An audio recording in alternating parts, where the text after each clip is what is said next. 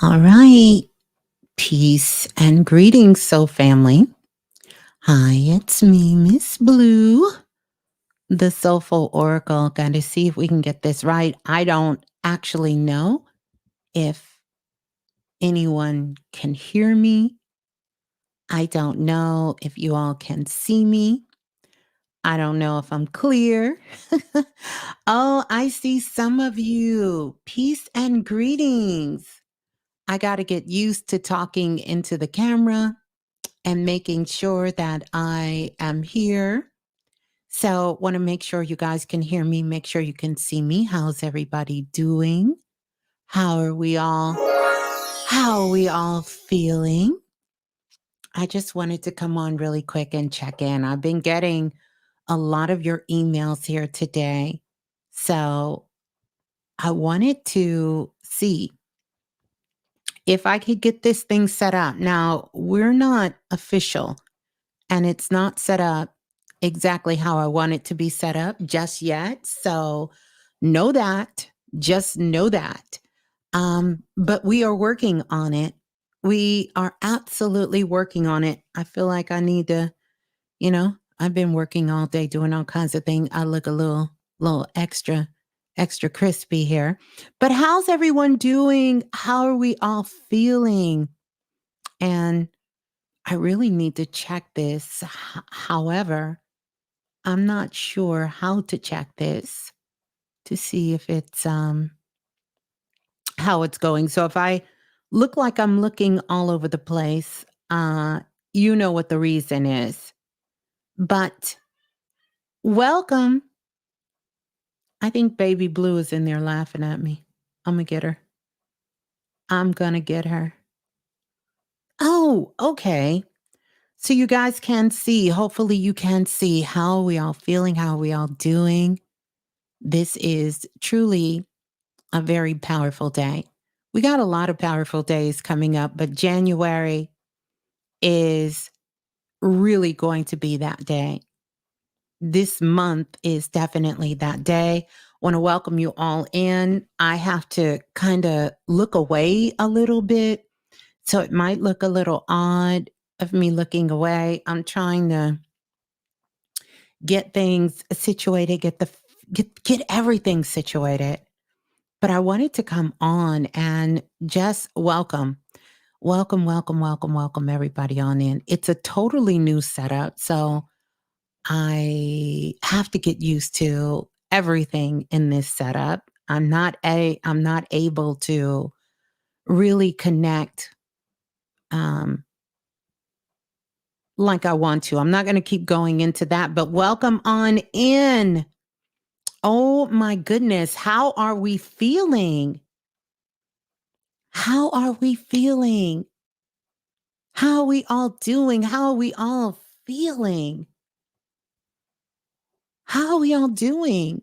How are we all feeling? I feel like I got so much stuff on. Shouts out to everybody who do this because this is new to the game for me. And yeah, but I don't know. Today was that day. I woke up and I felt like this was the day. This was the day, which I told you guys a lot of things are coming. This isn't the complete setup, but welcome on into Planet Remix Radio. I am your host, of course, Miss Blue, the Soulful Oracle, and I want to welcome you on in and thank you all so much for joining me, for coming on over. Let's get those likes up so we can let the Soul family know that we are out here in these cosmic streets. I wanted to come on and talk to each of you just to kind of give you a reminder of who you are, because it's so important that you know who you are. And again, I want to give a big shout out to everyone who attended the Futuristic Activation Workshop. And for those of you who did not attend live, but guess what you did? You still went and secured what you know you need to help you move forward in 2024 and beyond. And I so, Thank you for it. And I am so grateful. I am so grateful. I am so grateful that you did that. I don't know if the connection is good, so you all will have to tell me. I see the beautiful people in the building. Oh my goodness. The beautiful people are here in the building. You're in the building. I got to try to figure out some of this lighting and some of this other stuff, but it's not about me right now. I wanted to come on and I felt it was important that we had a soul to soul talk. So this is me, Miss Blue, real, Miss Blue, raw, nothing, clear skin, nothing here. Nothing wrong if something was there, but nothing is here. This is me. So if you are questioning that, this is me because I want you to take this as a reminder of how important it is for you to remember who you are. Now, I received a lot of emails, which I knew a lot of things would be coming in, but so many things have been coming in. And I've been speaking with so many of you in emails, phone calls today, as of even this weekend, talking. But I told you this time was coming. We have entered into what some would call the new era, the golden era, this new time, this new period that's happening right now. And by the way, happy Martin Luther King Day. But I want that to be a reminder, and it doesn't matter the color of your skin. It doesn't matter where you live in the world. I want you to think about what Dr. King stood for, what others before us stood for. Was that freedom? Was equality, not girl against boy, not that kind of equality, but equality in meaning that we are all connected to one race, the human race, because there is no other race. Anytime you have any other kind of conversation about race, it goes to zero.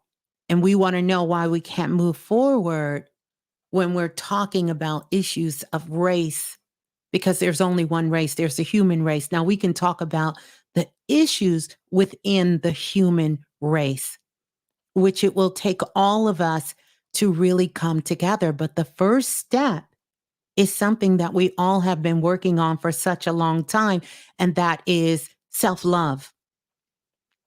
And I'm not talking about self love like, let's go get our hair and our nails done, or brother, self love and you taking care of yourself and just having money in the bank. I'm talking about something so much deeper than that. I'm talking about self love, the one that comes truly from your heart. That kind of self love. We've got to make sure that we are holding that bar high, especially those of us who've been doing work for so long. We cannot allow what is happening in the world to distract us from what the bigger picture is personally. What the bigger picture is. The bigger picture. There's something greater at stake that goes far beyond all of us. It goes far, far beyond any of us. We are really building a world that our children and our grandchildren and others will be walking into. They will be walking into this world. And so we have to remember that.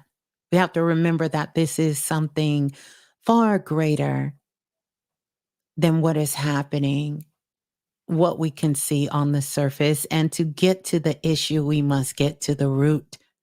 And what is at the root is everything that's in your heart.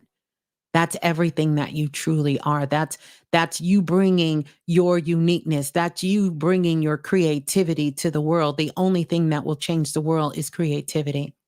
Your energy right now is the hottest commodity.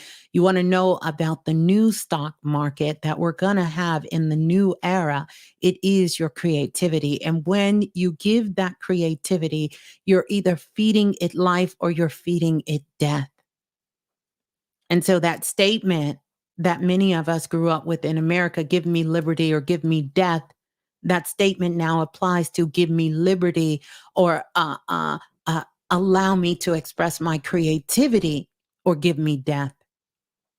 And we have to remember that. You have to remember that. I'm looking at chat, so if you see me kind of doing like this, that's what I'm doing. That's what I'm doing. But welcome on in. I don't want to come on in here and just, you know, start sounding like I'm preaching, because I don't preach. I don't preach. We are a soul family. We do spiritual things, but there is no preaching. How we all feeling? How we all doing? I see you all in the blue room. Shouts out to the moderators. I see Brother Lance in the building. I'm going to give a shout out to everyone. Shouts out to Lola Falana. Shouts out to Mr. Dante. Shouts out to the Divine Priestess. Shouts out to Self-Invested University. Shouts out to all of the soul family all over the world, no matter where you're tuning in from, no matter where you're listening from. I want to welcome you on in. I want to welcome you on in. Yeah.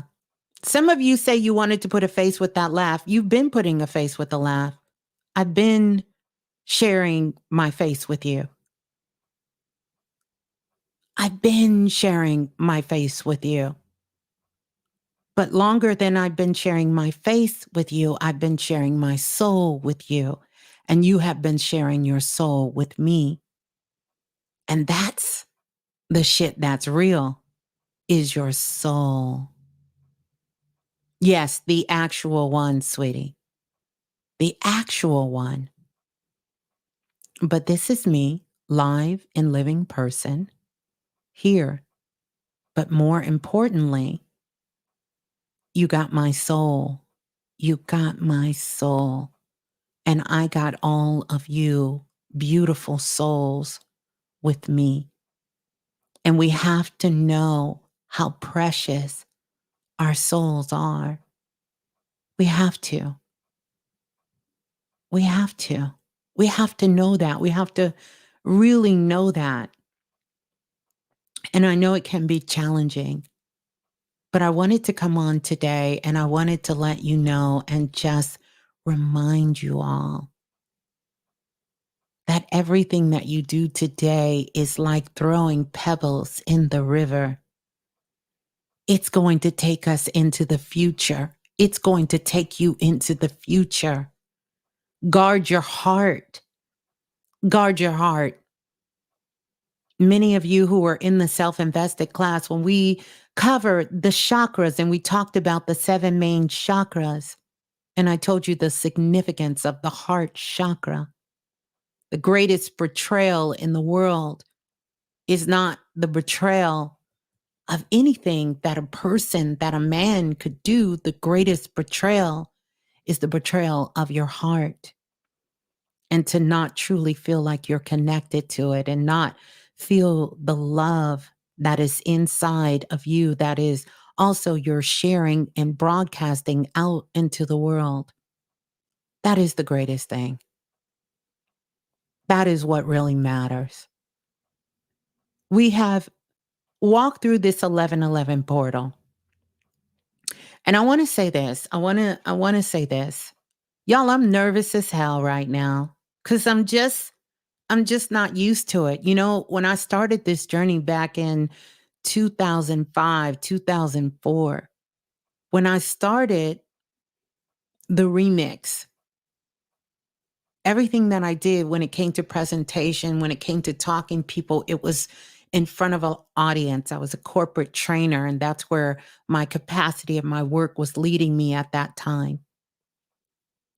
And I remember starting when I first went into training, because something I was never comfortable with, which was my voice. I can go down a trail and tell you a whole lot of things, but I tell you this story because I know that this will assist people so you can understand. how life goes, because life truly is lifing every single moment, every single day. I don't know. These are readers. I don't know if my readers are dirty. I'm just on here. But listen, we're all here together. That's what's important. I want you to get this message. That's what I need you to focus on. See, for years, I never let you really see me live so you could focus on you because that is the most important thing. That's what I care about. I care about you and I care about what you're putting out in this world. That's what I care about. But I would stand in front of the classroom. And I remember every day I would go into work and I would stand in front of the classroom, and I really wasn't interested in teaching to put myself out there. But I wanted to stand in front of the classroom and teach because I had a desperate need to help people understand. I know for myself, I always had trouble. I remember in school with math and, sometimes with other subjects, even with English, and I just felt like there could have been another way. Let me know, especially in the comments, if you've ever felt like there could be another way. Maybe you don't get it this way. Maybe this way is not vibing with you. This way you can't feel, but you feel like there's another way, that there is absolutely another way. Is there another way? Can there be another way to do this thing? And I knew that I had the ability, call it a gift. I didn't call it a gift back then because I didn't know what it was. I didn't even understand who I was. But I knew that I could get people to understand things. And once I got them, I could share it with them. And it was that need, it was that calling to be of service. It was that calling to be of help. And I put all of my insecurities aside. One of them being my voice, which I told you guys the story. I just really didn't like my voice. And I started teaching, I started training, and it changed my life totally. And then, of course, life keep lifing. Other things happen. And one day I thought, let me find a place because I'm meeting these incredible, amazing people all over the world. I want to have a place where I can share them with the world. I wanted to share them, and I was trying to figure myself out because I've always been taught if you don't know, get with the person who does. Ask for help. So I've always kind of been a little reluctant to ask for help, but open to help from someone who possibly has something figured out that I'm struggling with. And I knew back then if I could have a radio show that this would be a place where I would feel comfortable and they would feel comfortable so I could ask them anything I wanted. Any silly, quirky, goofy thing that I wanted to ask them. I could just ask the question. Because it's kind of like Cheers. People want to go where people know their name or at least say their name. So, hence, I started doing the radio show. Many of you know that from Blog Talk Radio from way back in the day. I started with them when they were in beta. Shouts out to them. Simply amazing. It changed my life totally. Changed my life. And it helped me expose more of who I was at the essence, at my core. It has been such a learning lesson for me, a beautiful learning lesson for me. And so now, fast forward 20 years, right? Uh, now I gotta I'm coming back out, so to speak. I'm back on in front of speaking in front of people, because it went from I got very comfortable not seeing people. This is what I believe brought my psychic abilities even more back online. Of course, I had them when I was a children. I told you stories about my grandfather, my grandmother, my great grandmother, my great grandfather, even my mother. But I don't truly believe that psychic abilities is no longer strong just in a particular bloodline. Now, there are certain individuals who I personally feel that we have been called to do that work in some capacity, in some kind of way. We've been called to do this particular work. And when I say this work, for lack of a better word, I will use this word, but I don't even feel comfortable with the word as much anymore.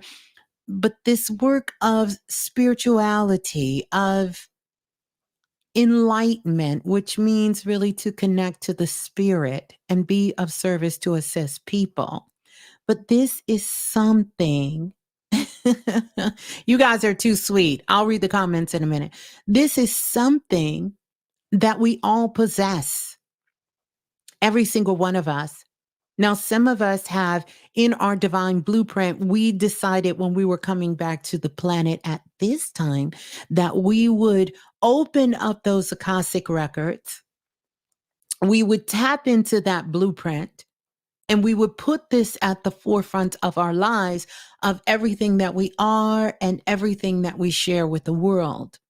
We've heard of those teachers, we've seen those teachers, and we have met those teachers and those people who are doing that work. And thank goodness, right? Thank God, thank Goddess, thank your higher self, thank the divine, whatever, the Most High, that we have some incredible, beautiful people in this world that is out here doing this work and doing it with the highest integrity. And I'd like to think, in my most humble thinking, that they have crossed paths with Planet Remix, these individuals, and that exists within each of you out here too.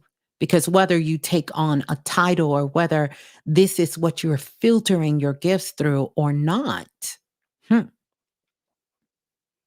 you are assisting everyone, including yourself, with growing up on planet Earth. And that's a beautiful, beautiful thing. That's a beautiful and divine thing. So welcome on in. It's good for you all to see you all, and it's good for you all to see me. But I want to remind you of some things. We can't let up on research. First and foremost, we can't let up. You got to make sure you're still researchers. And I know we're real good at researching facts to disprove things, but I need you to get that diligent at researching to prove your thing. You understand what I'm saying? Because a lot of times we will go above and beyond to research somebody not being, or something not being factual, or something not being true. However, when it comes to something we want to accomplish and we want to do, we won't do any research. But I will tell you all that most of the things of why you're feeling a little stifled right now, a little unsure, if anyone is out there, of what direction you want to go in or what you want to do, is because you haven't been researching you.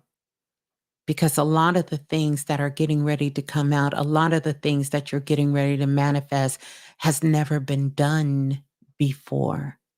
So therefore, your reference, your research is internal. It's internal research. This is divine research that you have to be the first one to experience your research. You are the one that is going to be the example of what is happening, of what is going on, of what you're doing. It has to be you. So you're looking for, where can I find this research? You're not gonna find it, not at its essence. Now it may start out and you may fall up under that title, but what you have inside of you, uh-uh, you're not fixing to find that.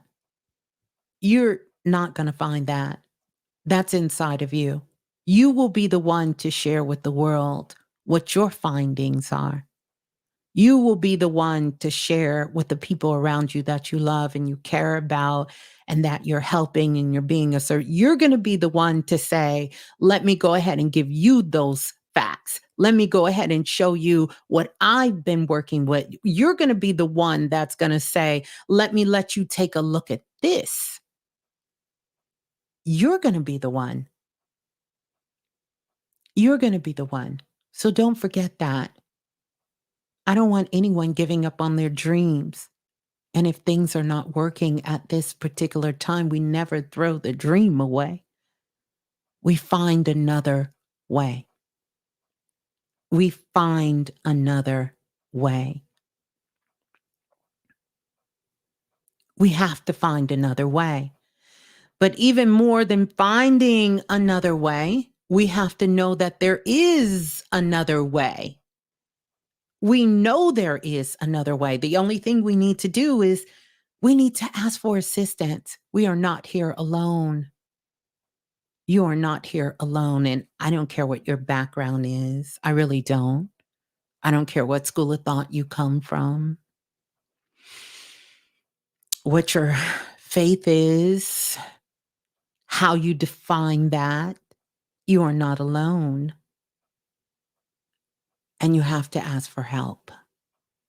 Both in this physical world, there are people here to help you. And also in the spiritual world, there are people to help you.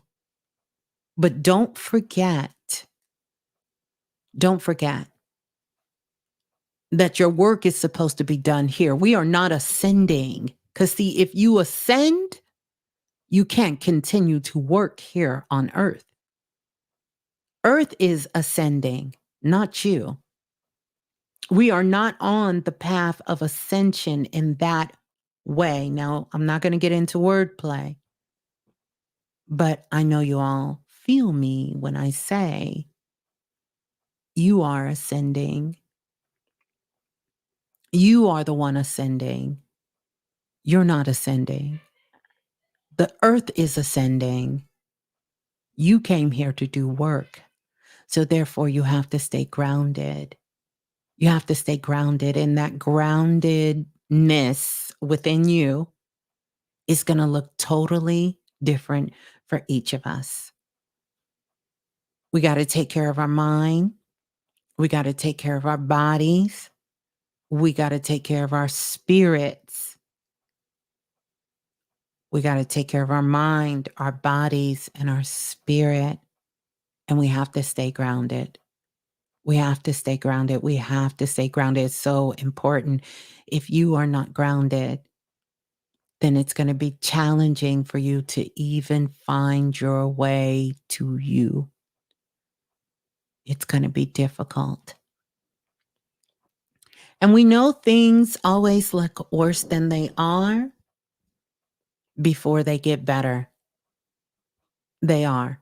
I notice you all know that so many things have been ramping up in these last couple of days. So many things have been ramping up. But at the same time, so many beautiful things have been unfolding in front of your face. So many things. We got a lot of cosmic movement. Cosmic movement means movement inside of you. And so we also understand that Pluto is doing something it hasn't done in forever, literally. like probably last time, Pluto and Aquarius, both at 0 degrees, baby. That's a part of creation. When you start getting into the ones and the 0, you are entering into the mode of creation.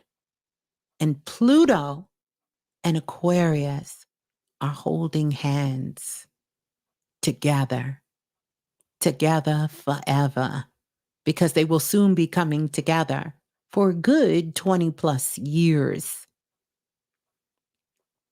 That matters to you because all of those planets, as above, so below, they live deep, deep, deep, deep, deep down inside of you. I want to speak about something. I was sitting down and I was actually thinking about Brother Bobby Hemmet, sending him so much love. And I seen a post that a sister had, and it had a little picture of Brother Bobby. And I clicked on it. And when I clicked on it, I just closed my eyes and I listened to it. And then suddenly I remembered that show, because it was a show that Brother Bobby Hemmet did with me on the remix, and I heard my voice in the background. Sometimes it's strange for me to hear my own voice. It sounds very different to me. But I remember the conversation me and Brother Bobby Hemmet had prior to the show that sparked the show, that sparked the conversation. And we had been on the phone for hours. And I was telling him about this dream, this dream that I had that I know was very real. And I had come to the realization about stars. Now, many of you may or may not know, but Brother Bobby Hemmet had long been in the work way before me. I consider him to be my teacher, one of my premier teachers. And our relationship was very special. I still consider it to be, and I cherish it, every single one of my connections, but definitely with Brother Bobby, because I learned so much from him. And he was sharing with me to tell him my dream.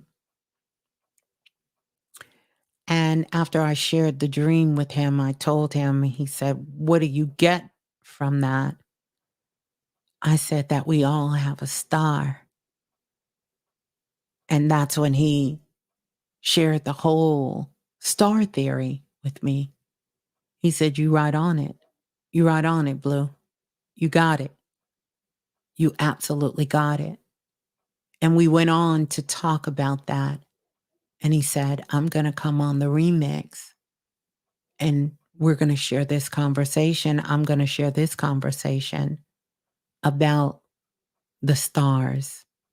That was also, I want to say, part 1 or part 2. That might have been the show when he was telling me about what spirit had shown him about me and my connection with the goddess Newt, and how Planet Remix was that Sirius star. And everyone here were stars. So I just wanted to kind of give that backstory, and shouts out to the sister. She posts some incredible information, and I've came across her page, but I couldn't remember. But this time I did. I followed her because she puts up some incredible work from a lot of great teachers, and many of those that are doing the work. And yeah. So fast forward to some years ago when I told you guys your stars. Many of you remember the powerful spirit quest that was a collaboration between myself, Dr. Banks, Brother Bilal, and me, where you all went to the stars and you got a chance to connect with the stars. And when you connected with the stars, we did that quest live. We've done that quest in Self Invested. We have done that quest for the stars, that we're all stars. Yeah, every single one of you. And stars are meant to shine. They're meant to shine. So, anyway, I'm going to have to try to take a look so I can catch up. You guys got a lot of conversation going on. I want to say welcome on in to everyone. I'm so glad that, that we're getting together. If we like this format, we will continue to do this more. And yeah, but I want to give a big shout out to everyone in the Blue Room. I gotta learn a different way of us being here, because this is totally different. It's totally different. Let me see if I can let me see.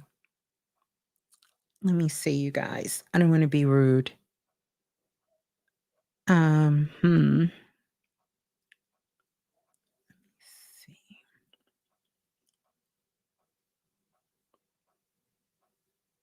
Hmm.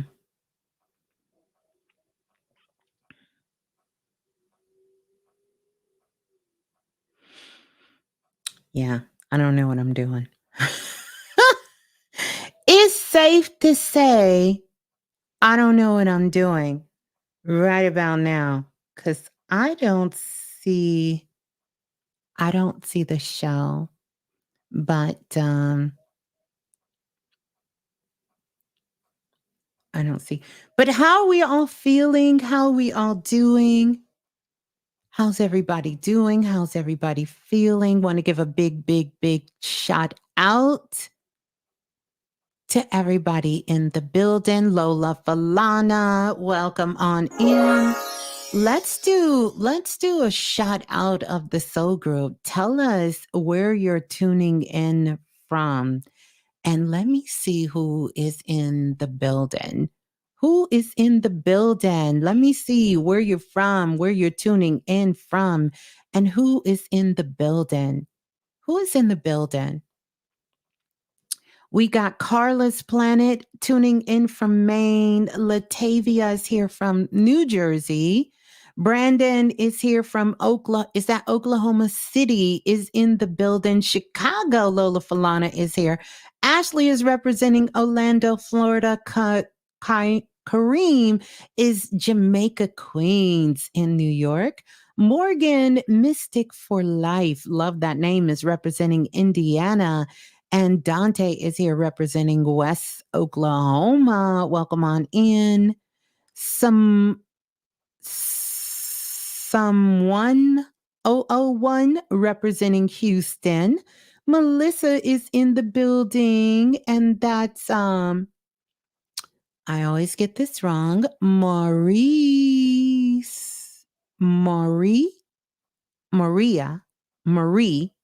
representing NYC. Priestess Nadra in the house. Marvin the Magic. The Magi is representing New Jersey. We got Brother Lance representing Birmingham. Montgomery, excuse me, I put you in the wrong city. Montgomery, Alabama. The Golden Eagle is in the building. Quentin is representing Toronto. Is that Quentin? Oh my goodness. Let's see. Dahida representing Montgomery, Alabama. Vanessa is representing Richmond, Virginia. Dina is here from, I don't know that part, but from North Carolina. There we go.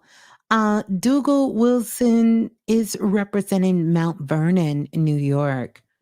You know, Heavy D came through in a dream. Somebody was telling me about Heavy D in their dream. That made me think of that. Kedra is representing the Bay. Ming Lee is representing Florida. Shaquan is in the building representing Indiana, Indianapolis. Always got to say that a little slow. That's a mouthful. Miss Rich is here representing Maryland. Trammell is representing Daytona, Florida.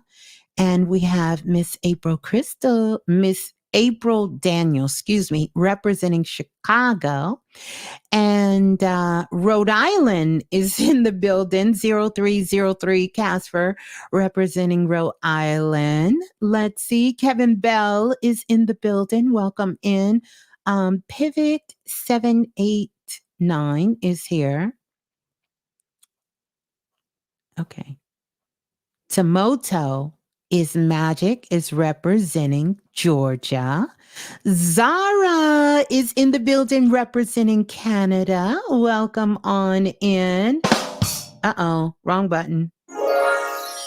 Scottsdale, Arizona is my Isha is representing Scottsdale, Arizona. Supremacy McCoy said, I'm doing great. It's my grandfather's birthday. I'm tuned in from him in the spirit world. There you go. Caleb is in the building representing Los Angeles. He said he's feeling good eating some tacos. I love that. Reby is here representing Georgia. Enlightened Being. Absolutely love that name representing Georgia as well. Obai is here from Asheville, North Carolina. Beautiful place to be. Jessica is here representing the Bay. Oh, we got Dr. Banks in the building representing Baltimore, of course. Welcome on in. So good to see you, Dr. Banks. Love you as much. Goddess Janae Love is representing South Florida in the building. Katora is here representing the Heartbeat, Kentucky. Welcome on. No, why did I say Kentucky? Connecticut. Excuse me, y'all. POTUS Light is representing North Carolina. Asia is representing Cleveland, Ohio. Sammy is in the building representing South Carolina. And Tribal Serpent is representing Phoenix and also representing the Navajo Nation. We want to give it up. Butterfly AD is representing Charlotte, North Carolina, and Ultra is transmitting from New Bern, North Carolina. Welcome on in. Maya Ashley is representing H-Town. Welcome on in. And we have Sky Driven Productions, which is based in South Africa. Welcome on in. Yeah, because I don't want to screw up that other name. So welcome in. Melissa is here representing Reno, Nevada. Welcome on in, Melissa. So good to see you. And then we got Miss Jasper Music. That just gives a whole vibe. Jasper Music. I just think about it because one of my favorite crystals in the whole wide world is part of the Jasper family, and it's a mukiolite. So Jasper Music, Miss Jasper is representing Inglewood or Ellenwood, Georgia. I got my readers on, still can't read. And Supremacy McCoy is Goody representing Inglewood. Welcome on in. J. Cole is representing LA. Yeah, and Kevin Bell is representing Detroit. And he says, what up, Doe? Detroit is in the house. Welcome in, Kevin Bell. And Brittany Vibes is in the building. Michelle, good to see you, Michelle. Self-Invested in the building is representing Georgia. And Cosmic Energy. Love the way you spell that name. Yes, Cosmic Energy representing Hinesville, Georgia. Been in that place before. Yeah. Good to see you. Good to see you.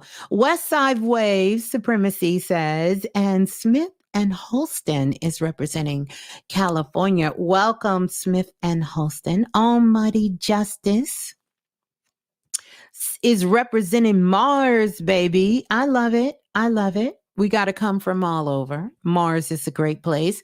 Mars is actually doing its thing. And LV is representing New Jersey. Welcome in. And EK Garden.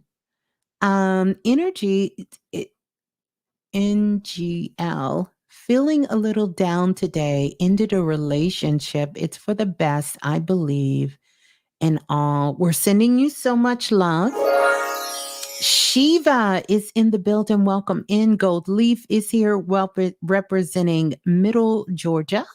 Welcome in. Oh, Sheila is in the building, representing cold ass Memphis. Oh my goodness. I seen something about tornadoes. The snow in Memphis is happening all over the place, all over the place. Yeah. Jessica is representing the Bay. Welcome on in, Jessica. Ella, I can never say this. Ella, Priestess Lisa, representing. Yes, welcome on in. T. Thomas, the resurrected Saturn god. That's a mouthful. West Los Angeles, by way of Saturn. Brittany Vibes turning in from Durham, North Carolina, the RTP representing. Greetings, Brittany. Always sending you love and choose love always, representing the Carolina. So good to see you, Demetria, representing the Big D, Dallas. How is Dallas? Did y'all get snow? Did y'all get a little ice? We got a little ice, baby, down our way. But did you guys get a little ice? We got Shaniqua representing Vancouver, Washington. Welcome on in. Mr. Dante, one of our moderators. Dante representing Oakland, not Oklahoma. Did I say Oklahoma for you? My bad. Okay, Nancy representing Oklahoma City. Bridget is in the building representing Connecticut. And Priestess Donna Lee. Priestess Donna Lee, I'm going to need to call my sister. She is representing Moose Knuckles in Canada. So good to see you. Welcome on in. Priestess Erica is in the building. Welcome on in. Yaya is in the building. Yaya said Dallas, Texas, triple D. Yeah, big D. All right, let's see. Riso. Thank you for that, sweetie. Riso, full of love. There we go. I'm sorry. I don't mean to tear up the names, you guys. I got readers on, but apparently they not helping. I'm seeing y'all. I see energy. Anyway, I see energy. When I look at y'all, I don't really see people, even in the physical. I see energy. I just see swirls of light and frequencies and energies and holograms and all that good stuff. So, yeah. So there you go. Zanaya representing San Diego. Welcome on in, Zanaya. Karmic Evolution representing the UK. Our international family is standing up tonight. Los Angeles, of course, the city of angels, where the angels reside. Geo and Mama Gail, sending you so much love. Welcome on in. True the 8. True to 8. The Fillmore, San Francisco. Welcome on in. Oh my goodness. Well, welcome everyone in. Let's get those likes up, especially those of you who are listening from those of you who are listening on YouTube. Isn't that where you're listening from? I got a couple more shouts out I gotta do because I see my girl Chloe is in the building. Sending her so much love. Hey, Chloe. Chloe Unique, and that she is. Welcome on in. And Shiva is representing Durham, North Carolina. And that is Quentin. Quentin, I love you too. I haven't seen you in forever. Forever. Forever. I know. I said it wrong. It's okay. Y'all will forgive me. Y'all will forgive me. I hope. I hope you will forgive me. I really do. Ooh, it's getting dark outside. I might need to close the blinds. Do I? Ooh, too far away. But I do need to close the blind. I don't want nobody looking up in here. But anyway, yeah. So how's everybody feeling now that we've checked in? We understand what's going on, how we feeling, how we doing. I'm going to see if we can start taking calls. And I really want to curate a very unique experience here for us. And quite frankly, the only way I could do it is if I showed up. And you know what? When I woke up this morning, my guides, the spirit said, today is that day, Blue. Ready or not, here we come. You're going to go live. So it's going to be a little rocky at first. Give me a minute to kind of get everything set up, situated. It's not exactly as I envision it to be, but eventually it will be that way. Yeah. So I also just want to remind you all, if you missed the Futuristic Activation Workshop, wait, let me show you. Yes, I'm going to do this because, as they say, this keeps the lights on. I want to say thank you to everyone who attended the workshop. I got my packet here. I'm working on my steps every single day, tapping into my daily flow. If you didn't get a chance to attend the workshop live, I don't know how many is available, but I would say to you, you need to go get it. You need to go get it. It's still available. If you didn't, how come I'm so far behind on text? Oh my goodness. Oh no, I'm not behind. Y'all are texting that fast. Y'all are.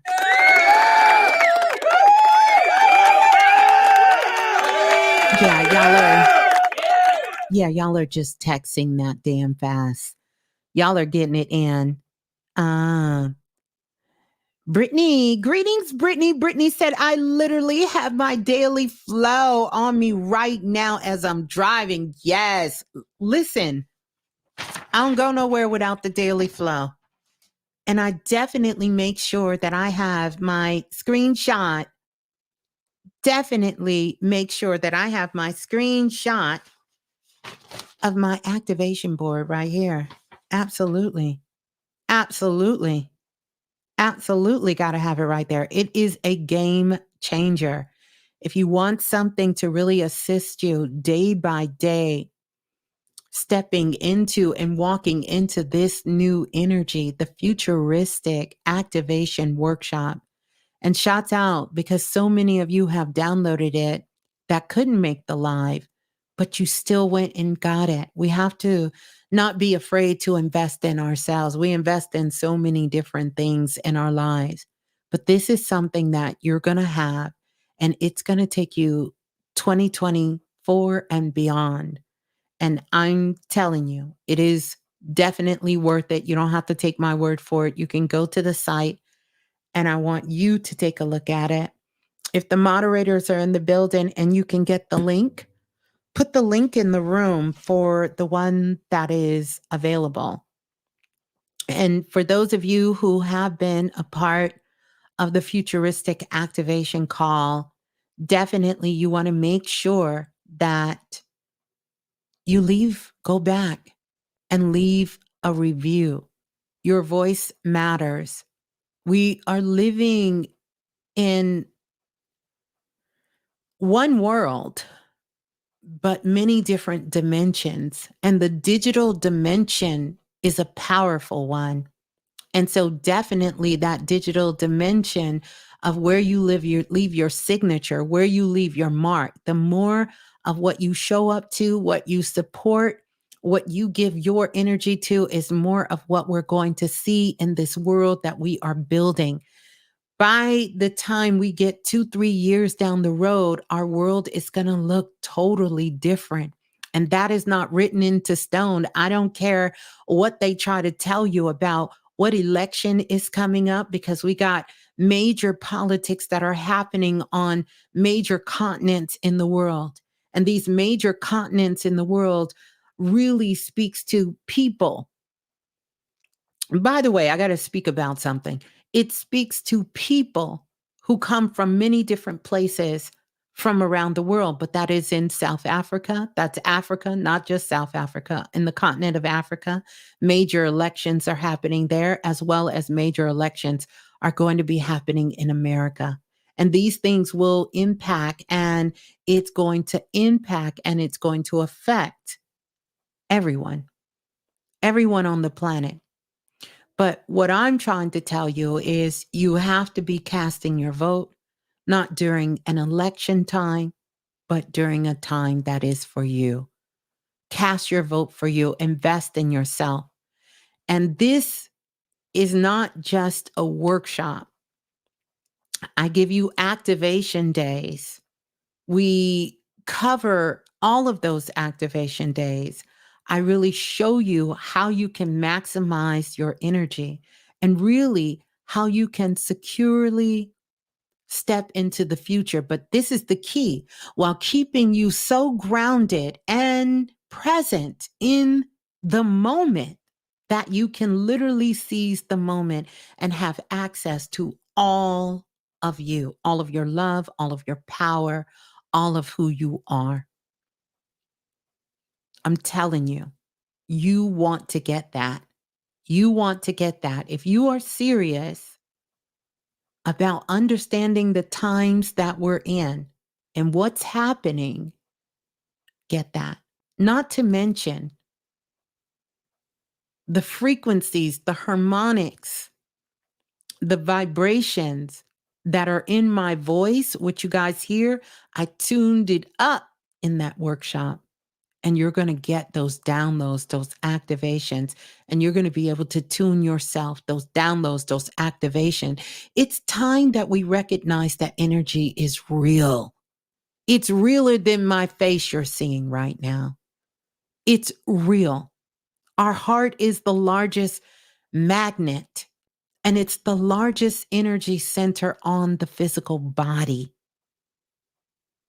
It connects with our Earth's magnetic field and beyond Earth magnetic field, all the way to the center of our Milky Way galaxy, all of the planets, all of the stars that are in the sky. We are in constant broadcast and constant communication with this energy, and we can call upon those things and speak those words of what we need in our life. You need healing, call it. You need help, speak it. You need insight, speak it. You need assistance, speak it. Speak it, and then you will know the actions to take. You know, a couple of years ago, I talked about how it was going to be very, very difficult to keep growing up on planet Earth without using your intuition. And we are seeing that coming to pass. Because so much information is being bombarded out here, you have to be able to use a higher sense of consciousness when taking in information, because actually you're taking in light or either you're taking in darkness. It just depends on you. It doesn't depend on the information. It depends on you. It depends on how that information is affecting your body. How's it affecting your mind? How's it affecting your spirit? This is why our ancestors always prayed over their food. That's why they always blessed their food, because they recognized that they had the power to change the frequency and energy and things. You got to know that. You really got to know that. Like, time is out for being delusional. You have to understand that. You have to understand who you are, and you have to understand that your power, when it is fueled by love, it is supported by everything in the universe and everything that exists on planet Earth. But when you are using power for the sake of power, then you are very limited in where your reach can go, where your impact can go, where your transformation can go, where the alchemy can happen. You have to understand that. That is something, one of the greatest speeches I heard from Dr. Martin Luther King. Dr. Martin Luther King Jr., when he talked about, having power and having love, like we tend to think of these two subjects as being separate entities, and they're not. They're really one and the same, but it is how you use that energy of love. Because as you all know, that I tell you, love is the only thing real here on planet Earth. That's it, period. Everything else is illusion. Everything else is the matrix. Everything else is unreal. But I don't want you to become so twisted in your thoughts that you think that because some shit ain't real, it can't affect you. You can be affected by a whole bunch of stuff that's not real. Look at our history. Look at our culture. Look at our world. Look how many people have lost their lives. Look how many people have turned their lives upside down, inside out, who have self-destructed in their own lives because of a false narrative. So please don't think because something is not real, it cannot impact you. It absolutely can. It really can. Because what is determining what is real for you and what is not has to do with your own consciousness. It has to do with your own discernment. It has to do with how you understand and recognize yourself when it comes to you being a part of the whole. So you got to know who you are. You got to know who you are. And you have to understand your power, because if you don't understand your power, you will be tricked. You will be bamboozled. And I'm not talking about people outside of you. I'm talking about your own conscious mind based on things of old programming that continuously run in the back of your mind. I'm giving you this again today because I want to go on record again saying soon you're not going to have time to really battle around with you. You're going to have to start being about what you say you about. If you are here to help on the planet, to move things forward, to evolve, to be a part of service, to be a part of evolution, then you're going to have to ride that, baby. You're going to have to get on that train and you're going to have to go. So I put myself on the front line when it comes to Planet Remix here. You see, I'm on the front line. I'm on the front line because this ain't about me. If it was about me, then it would be lights out. You still wouldn't see me. But this ain't about me. This is so much bigger than who I am. And I have spent time like many of you. If you've been here with me, we have been working on ourselves and working on ourselves. And we will continue to forever be growing, learning, and evolving. Right? That's not going to stop. But now it's time for us. We're being called. We're being called, and we're being called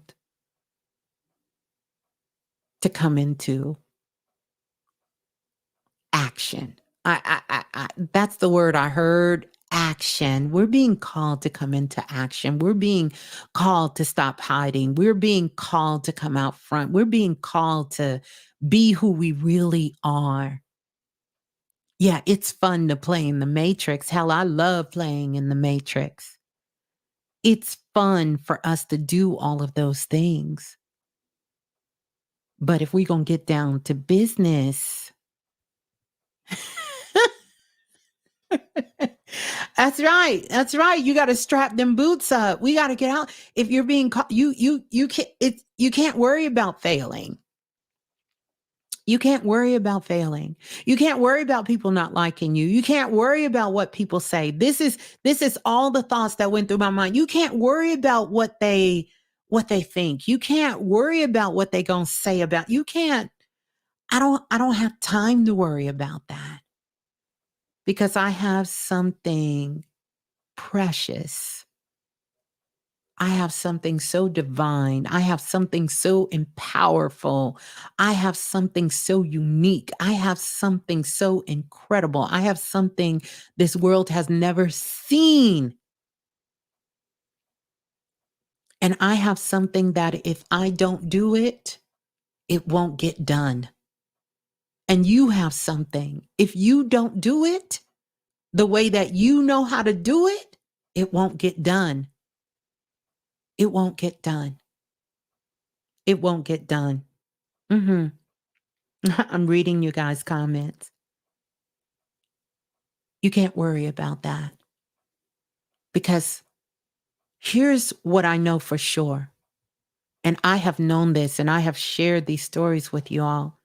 When I wasn't on the right track, something happened. No matter how devastating, no matter how hurtful, no matter how painful, that the Most High did to put me back on the right track. Put me back on the right track. Put me back on the right track. And then there was times that I knew that I had to put myself back on the right track. I had to do it. See, because the work still got to come from you.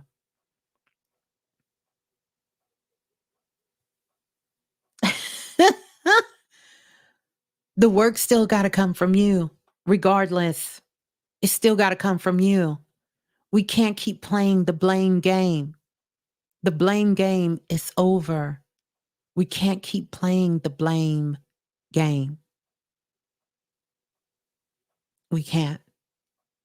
The way that we've been working to solve things on the planet is not working. We know it's not working. We have seen history keep repeating itself. We've seen history keep repeating itself. And that's not just from a macro level, that's from a micro level. Look in your family. This is what people call family curses. Only thing you're telling me is the same thing your granddad did, your great grandfather. You just doing you following them same patterns. You listening to them same false narratives. You're doing the same thing that they did.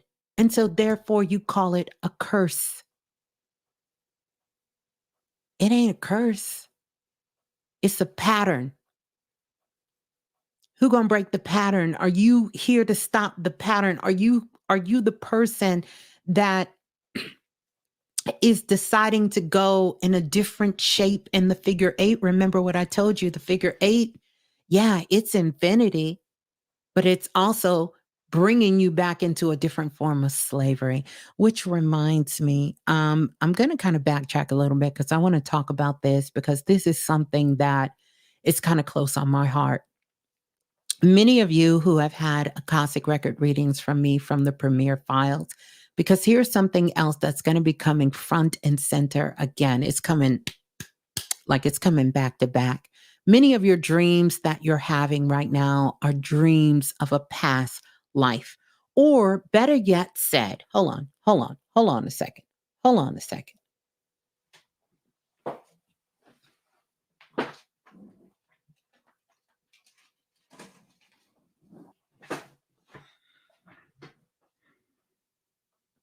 Better yet said, I'm back. Many of your dreams and things that you're having are from a past life. It's from a past life. And I remember doing a lot of readings this past couple of weeks here. And something is coming up that I'm not going to say has never came up because it certainly has come up before, but a lot of people who have been in past lives, what I've seen is that they have been involved with families and places around the world that put them into caste systems. Who know what a caste system is? I know we have listeners from all over the world, so we understand what a caste system is. A caste system means that if you come from a family who was poor, who were field workers or servants, then I don't care what you know. I don't care what you think you know. I don't care how great your dreams are, what you want to be. You can only be what your family name is and whatever that system is that your family is in. And you're stuck in that caste system. See, this is where fairy tales came from. Because remember, even in some of the famous fairy tales, you have Cinderella, who is of a lower class family, who was in a caste system that her family is not connected to anything of a higher echelon. And suddenly you have this prince who wants to come and marry this little peasant girl whose families were servants and maids. And no, we don't want her in that system. Well, personally, what's coming up for a lot of people on the planet is these past lives where you have been in a caste system in a past life is coming out. And so some people are coming out realizing that, it always amazes me when I do Akashic record readings and people I think I'm kind of getting a little comfortable on camera. I don't know. I may cringe when I go back and watch it. But for now, it feels pretty good. Hopefully everything is working good. But in what I found when I was let me kind of run it back, but doing a lot of the readings, a lot of people were in caste systems. And so after having so many past lives being in these caste systems from different places in the world and different families, and seeing that you came from a family that sort of held you back and you couldn't achieve your dreams. And this is why some of you right now may think something's wrong with you. You may think, what is this hunger I have inside of me that I'm willing to risk it all? I'm really to just go all out. I'm willing to quit that job. I'm willing to get out of this damn relationship. I'm ready to move to another country. I'm ready to be homeless and broke, not literally, but I'm ready to, if that's what it takes, whatever it takes, I'm ready to do it because something inside of me says that this is it. I got to go for it. This is my moment. This is my shot. You understand this is it. It's coming from past lives. Past lives. Imagine if every time you had a dream and you get this close, you get this close, like the day before the dream, something happens. You don't get it. It's kind of like being a kid. I remember when we were kids and we would go to the store and stuff and we would ask our mom, can we get that? And my mother would say, we'll see. We soon realized that we'll see mean you're not going to get it. But in the beginning, we didn't know. We was just so excited. Mommy said, we'll see, we'll see, we'll see. We didn't realize we'll see mean you're not going to get it. Now, we got a lot, but there was a lot of we'll see moments, a lot of we'll see. And this is kind of what life has been offering us through the Akashic records, a lot of we'll see. But I want you to know today is that we'll see moment for you. So, what is that one thing when we get off this broadcast and we are live? We've been live, Planet Remixed. I don't know how to do it no other way. Yeah, I thought about getting the fancy little setup, recording everything, packaging it up pretty, editing it, getting Baby Blue to go in and edit and make it pretty. And I don't know. I don't know. Maybe I have to grow into that. I just like to be live. I like to be real. You're seeing me in real time live. Like you can pinch me. I'll turn a little red, but I'm here. I'm live. You're live. This is real. So while everybody else is in the matrix, because you're still in the matrix when you're watching something that's out of sync with time. And I want you to understand that this is another way that it throws you off your path when you are watching things, consuming so much of things that are not live and in real time. It doesn't matter if it's digital, and it doesn't matter if, it's in person. Live. This is live. This is why even over the years, so many of you could feel the energy, because I personally think beyond these avatars, what supersedes us, that penetrates through your aura, that penetrates into your heart, into your spirit, into your soul, is your frequency, is your energy that you are putting out, because that cannot be filtered. And I love a good filter. That cannot be altered. And there's nothing wrong with altering things. That cannot lie. You feel it. You feel it. You feel it. You absolutely feel it. And even when we take these broadcasts and you're going back and you're listening to it, guess what? Guess what? Even when you're listening to these broadcasts, you feel the essence of the energy in it, because it was done with the intention of being live. Very different. Very different. A very different experience. But getting back to the caste system, what I found is that so many of the readings I was doing was people in past lives.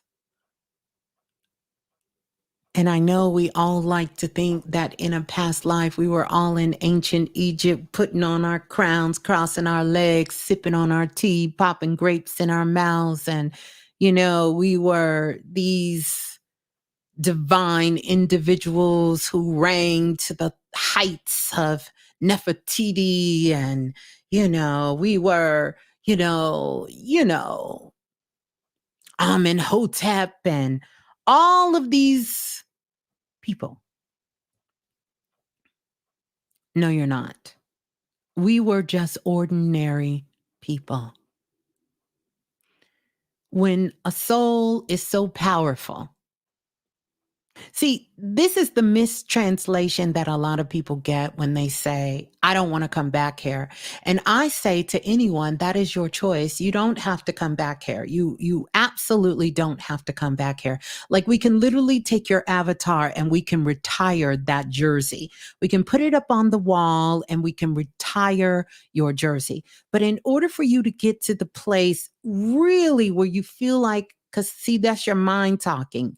Because you ain't got to come back here. Nobody made you come here. You came here because you wanted to be here. Nobody is here without consent. I said it. No one is here without consent.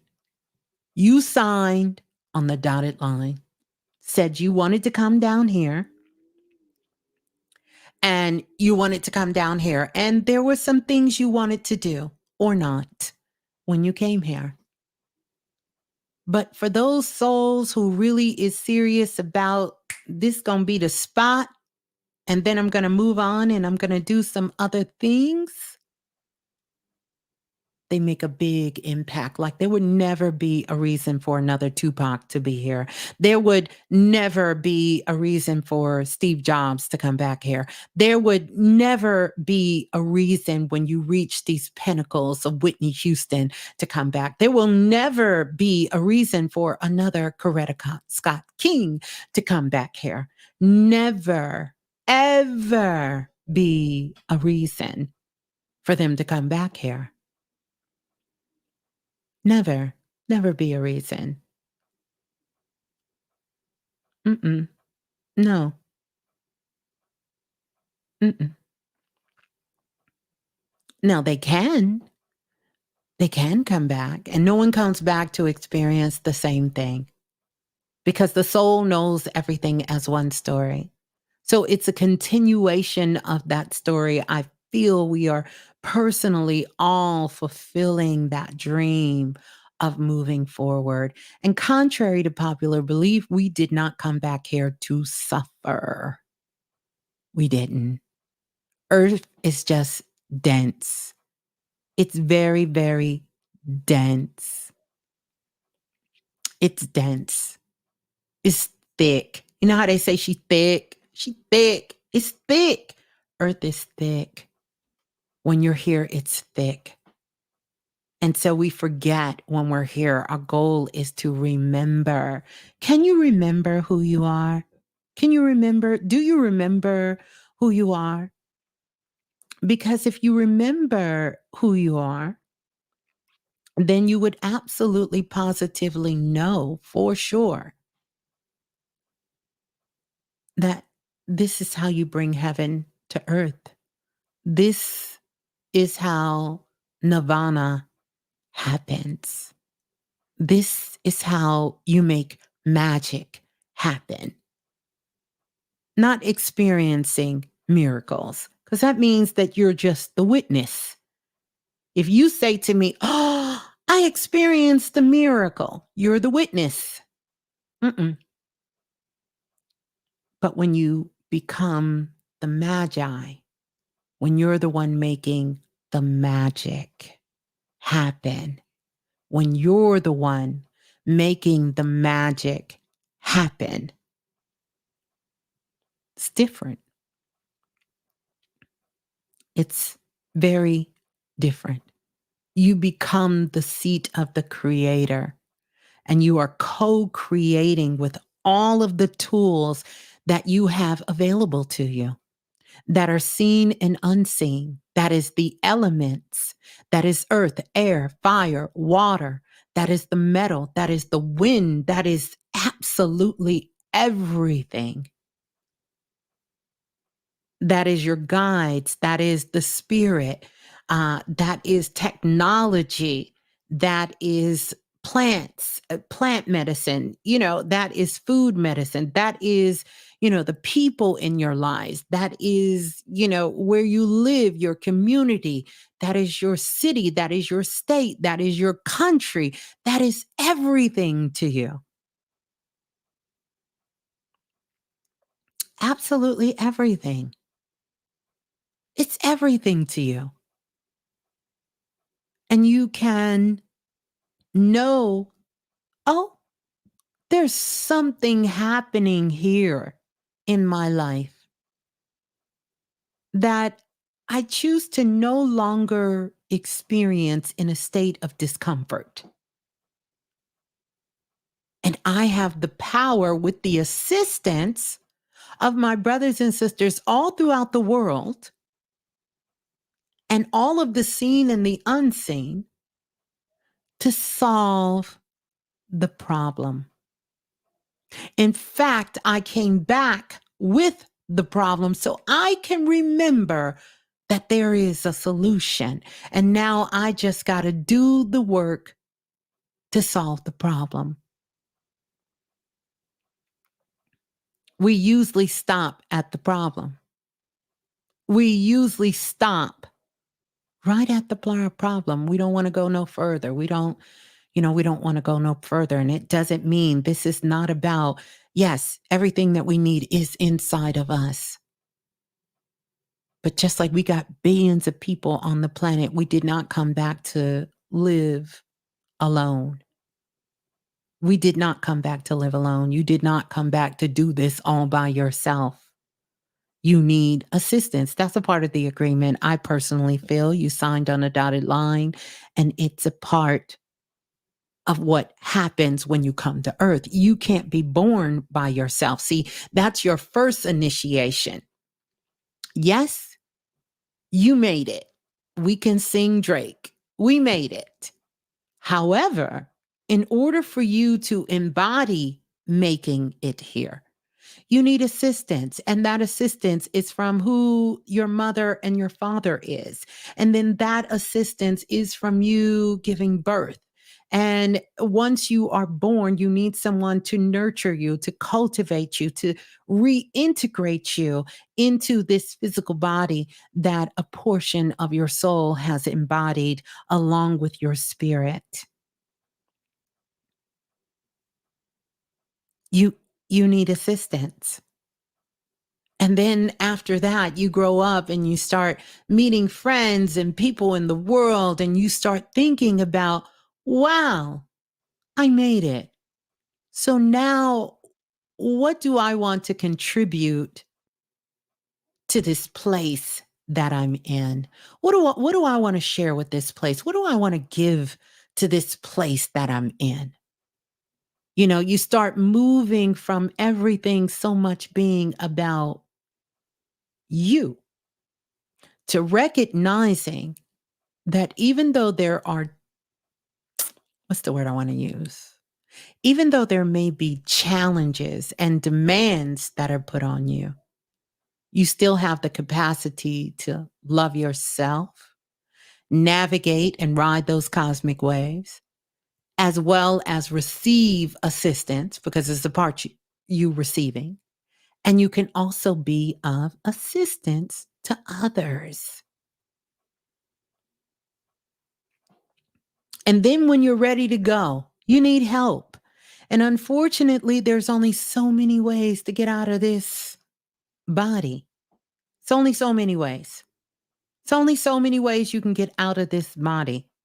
And we really have to cultivate a better understanding with what we call life and what we call death. It's only so many ways to get out this body. I personally believe that every single soul on this planet, we have so many exit plans. You know how when you work in a high-rise building, they tell you in a case of emergency, we're gonna tell you some ways you can get out of here. There's only so many ways you can get down from the 33rd floor. You ain't gonna jump, baby. Jumping is not an option unless, there's something down there that maybe can catch you. It is a way you can get out. You can't leave where you're at. You can take the stairs. They got a fire escape. It's only so many ways to get off the 33rd floor. It's only so many ways. If you think that one of the ways to get out is just to sit there and someone's going to come save you, well, that's one of my first shares I ever did. Nobody is coming to save you. And that was over 16, 17 years ago. No one's coming to save you. And if they save you, guess what you owe them? You owe them your life. You ever heard somebody say that? Oh, I owe this person my life. What does that mean? I owe them my life. Mm-hmm. Mm-hmm. You do. That's not a problem because there are some people in my life that I attribute to owing them my life. You just better make sure that the soul that you owe your life to is willing to give it back to you. And the problem we have seen time and time again, they are not. willing to give it back to you. Now, don't get me wrong, there are some beautiful people in the world, and many of you have told me that I have helped you save your life, and I am quickly to tell you, I thank you for trusting you to trust me to do the work that you need to do to be open to receive what you needed. See, I give it right back to you. But a lot of people won't give you your life back, they'll hold it. And some of them have been your own parents.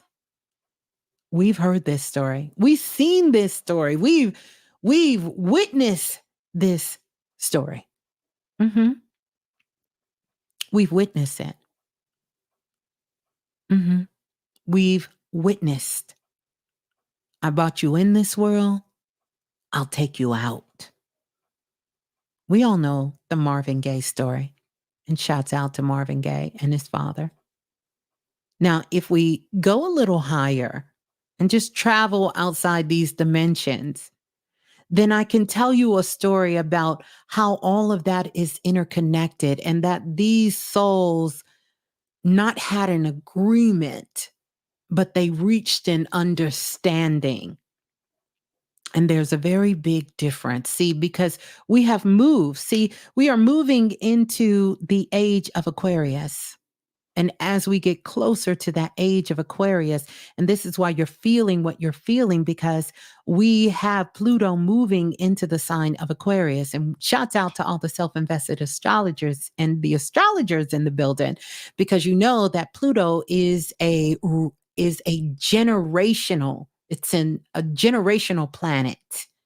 It takes Pluto forever. Talk about slow motion. Hell, I thought I was slow. Pluto is slow. Okay. Pluto is slow. I thought I was slow. I thought I was slow to get lessons, slow to learn things in life. You know, I'm a late bloomer. I'm a late bloomer. But Pluto is slow. But Pluto is the planet of power, of transformation. You understand? But Pluto is what is taking us into this new age. And we know we're getting a taste, we're getting a feel of some of this energy. We're getting a feel of this energy because Pluto is in the sign of Aquarius at 0 degrees. And then eventually it's going to move back into Aquarius and it's going to be there for 20 years. But it's kicking off a whole new cycle. A 2,000-year-old cycle.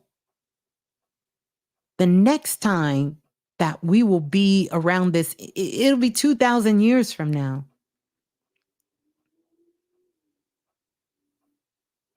It'll be 2,000 years. Do y'all hear me? 2,000 years. So that 1111 portal, and I know some of you who may not be into what you call the understandings of metaphysics, spirituality, esoterics, the woo-woo, the shit they told you to be scared of, which all it means is the unseen. But there is a place where you can have 20/20 vision. You can have 20/20 vision, baby. I don't have 20/20 here, but I got 20/20 right here. I got 20/20 in my heart. I got 20/20 in my spirit. And that vision can see further than my eyes could ever see. That 20/20 vision is taking us into the future. But what you got to understand is the thoughts that you're saying today, the words that you're speaking today, the actions you're taking today is what is moving you and creating your tomorrow. A lot of times people will ask me in readings, what do I see for you? Do you see this for me? Do you see my love life for me? Do you see this for me? Do you see that for me? No, that's not exactly how it works. Because if you don't have some sort of vision for yourself, and I'm not talking about an external vision, I'm talking about an internal vision for yourself, then it doesn't matter about the possibilities or potential. That's why they tell you don't date someone based on potential. Everything got potential. What do you think black matter is in space? What do you think scientists are talking about? Oh, they're so scared. Black matter is growing. It seems to be expanding. We don't know where it ends. Black matter just keeps that dark matter just keeps growing. That's potential. We are expanding our consciousness. We are expanding our awareness. We are expanding our understanding of ourselves, who we are, who we know ourselves to be. And that means we have endless possibilities. And this is why I sort of push my children. When they come up with a solution, I say, give me 5 more. What are you talking about, Mom? I already figured it out. No, go give me 5 more. Because if you can give me 5 more, guess what that tells me? I guarantee you, out of them 5 more possibilities, you tell me that one that you thought was so right, so tight, right on point, you ended up seeing a potential that you might have never got to. So we're always looking for things to push us, but we don't like when people push our buttons. You better start learning how to go beyond your perspective. I've been saying this for years. F your perspective. Go beyond your perspective. Go beyond it. Who cares? Your perspective can only take you so far, and most of it is built off of the past. It is not built off of anything that is happening right now. That's not real. Not in this moment. It's not real. You can't tell me that that's real. Something that happened to you 10 years ago, you can't tell me that's real today. But I will tell you, you are powerful enough that you can hold that feeling and see there's something so creative and fascinating about the mind.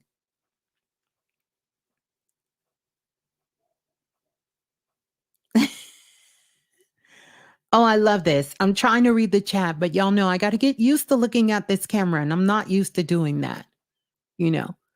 But thank y'all for the love. Um, you got to go past your perspective. But I want to get to this 1111 portal. See, because the 1111 portal, and how many people here, by show of hands, and if you're listening to this from the past and you travel to the future to be in this present moment, I welcome you. And if you are listening from the future and you return to the past, to this present moment, I welcome you as well. And if you are here and you are listening live, I welcome and love each and every single one of you. But how many people feel like that 1111 portal? And if you don't know what I'm talking about, let's just take a step back. Let's go back to January the 11th, because that was a double 11 day. Dun, dun, dun, dun. Numerology, as I call it, new, N-E-W-ology. How many people got the numerology deck, by the way? I think I'll bring that back. So many people have asked me for it. But think about it. How many people feel like, yeah, me, I walked through that portal? How many people? Anybody? Anybody here? I know it may be taking a while for y'all to catch up. I don't honestly know how this thing goes, but yeah. So who walked through the 1111 portal? Hey, Priestess Jasmine in the building. I love it. Okay, let's see. Okay.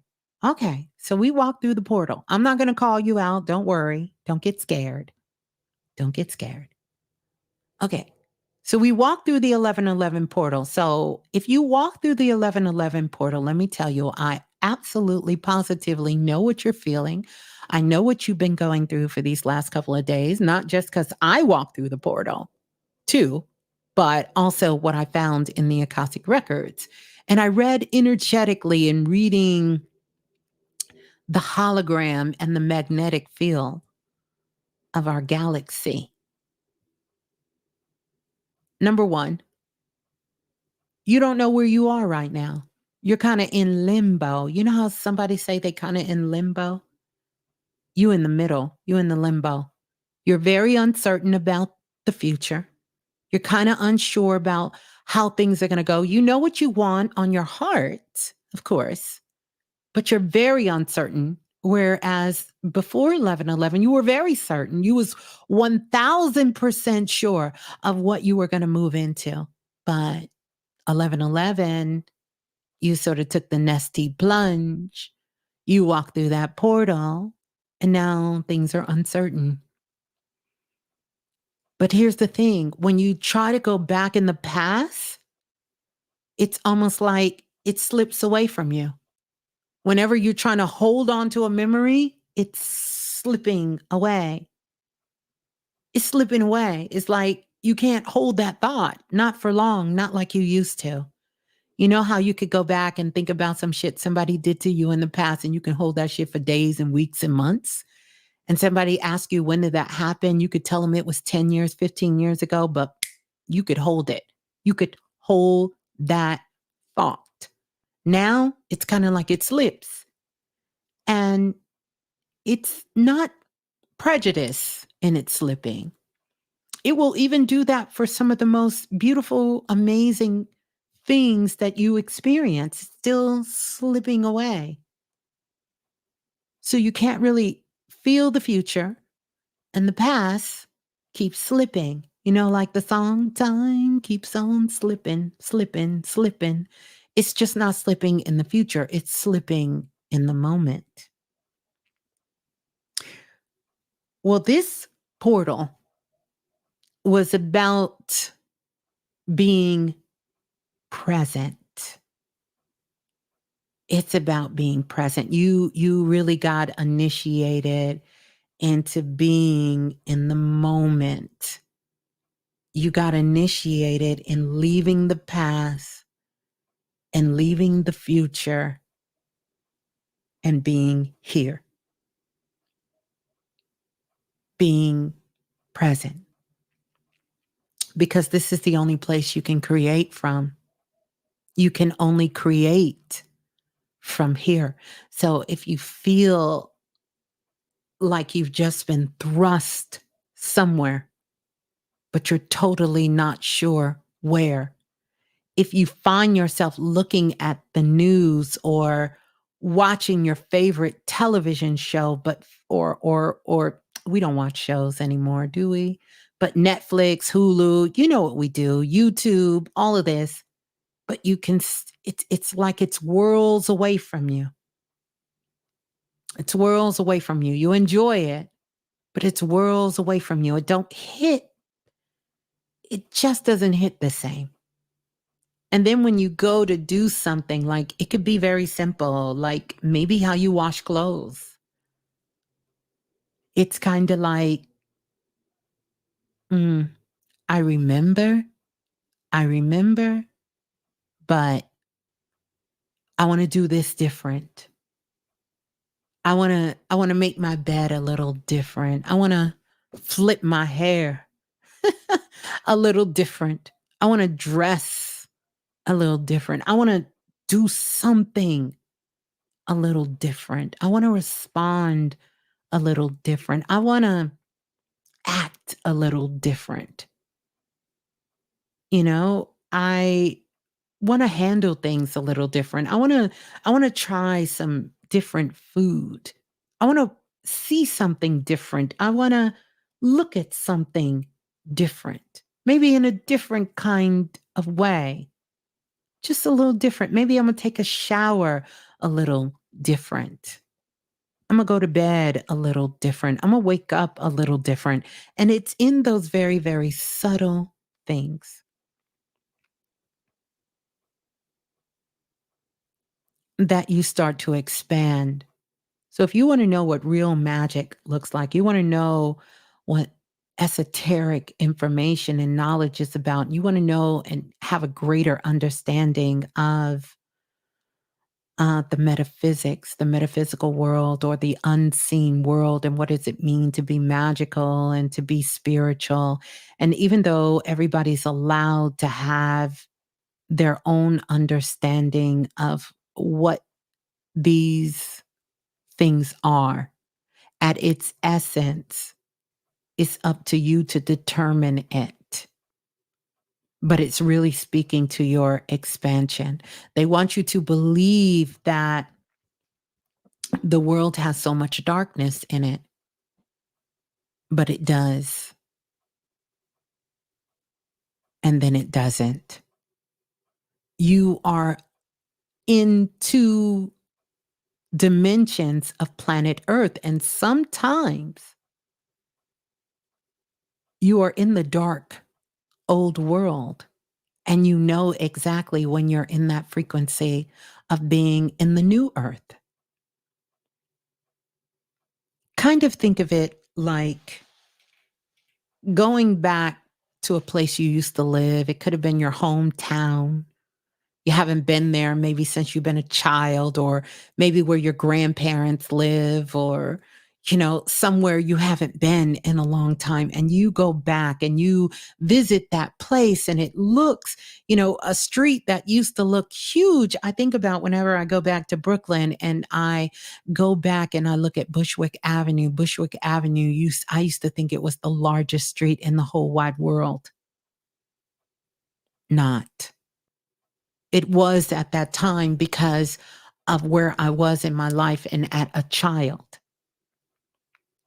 I think about the very first time that I seen the Eiffel Tower in Paris.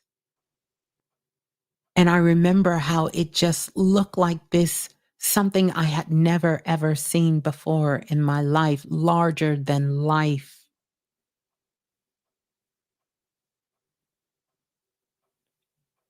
Larger than life. But it doesn't seem the same, because I've seen so much and I've been so many different places and seen so many incredible things. It doesn't take the love and the luster away from it, but the experience is different. Because now when I go back to Paris or I'm traveling places, I want to see something I haven't seen before. And I tell you all of this because this is where you are within your own life. We are having another major wave of consciousness come through on the planet. So remember when so many people woke up during 2020, and then so many people woke up during 2012? This is where we are right now. It's another wave of consciousness coming in.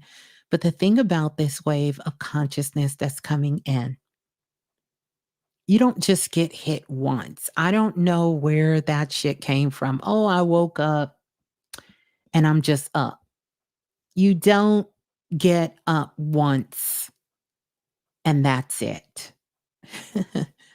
That's like saying you got a rose bush and it only produces one rose. It doesn't happen like that. There's levels to your awakening. There's levels to it. And those levels are determined by you. Those levels are determined by you. You understand? And I hear someone saying, I woke up and then I went back to sleep. You can actually never go back to sleep once you wake up, not technically. But what happens sometimes is we skip steps. And after you skip so many steps, it kind of makes you a little insecure, and you go back like playing a video game, and you want to make sure you really cleared that level. Did I truly clear that level, or did I just go to the next step? Maybe there's still some hidden treasures in that level I left. And sometimes that takes a level of maturity, because so many people think that we have to destroy the world we were at in order for us to move into the new world that we're in. Well, that's the world. That thinking has got us this world into the situation that we're in all across the world, that we have to destroy something in order to move on to something else. It's why relationships are so complicated on the planet. Because if I like you and you like me, and now all of a sudden I like someone else, I can't just come to you and be honest and say, hey, I don't like you no more. Look, we ain't chilling like that. I have to try to destroy what we have and then use that self destruction as my reasoning for moving on to something else. I have to destroy it, whether that's you, whether that's children, whether that's family, whether that's community. And we've been told all of these stories. We've even been told that if you ever turn back, you will turn into a pillar of salt.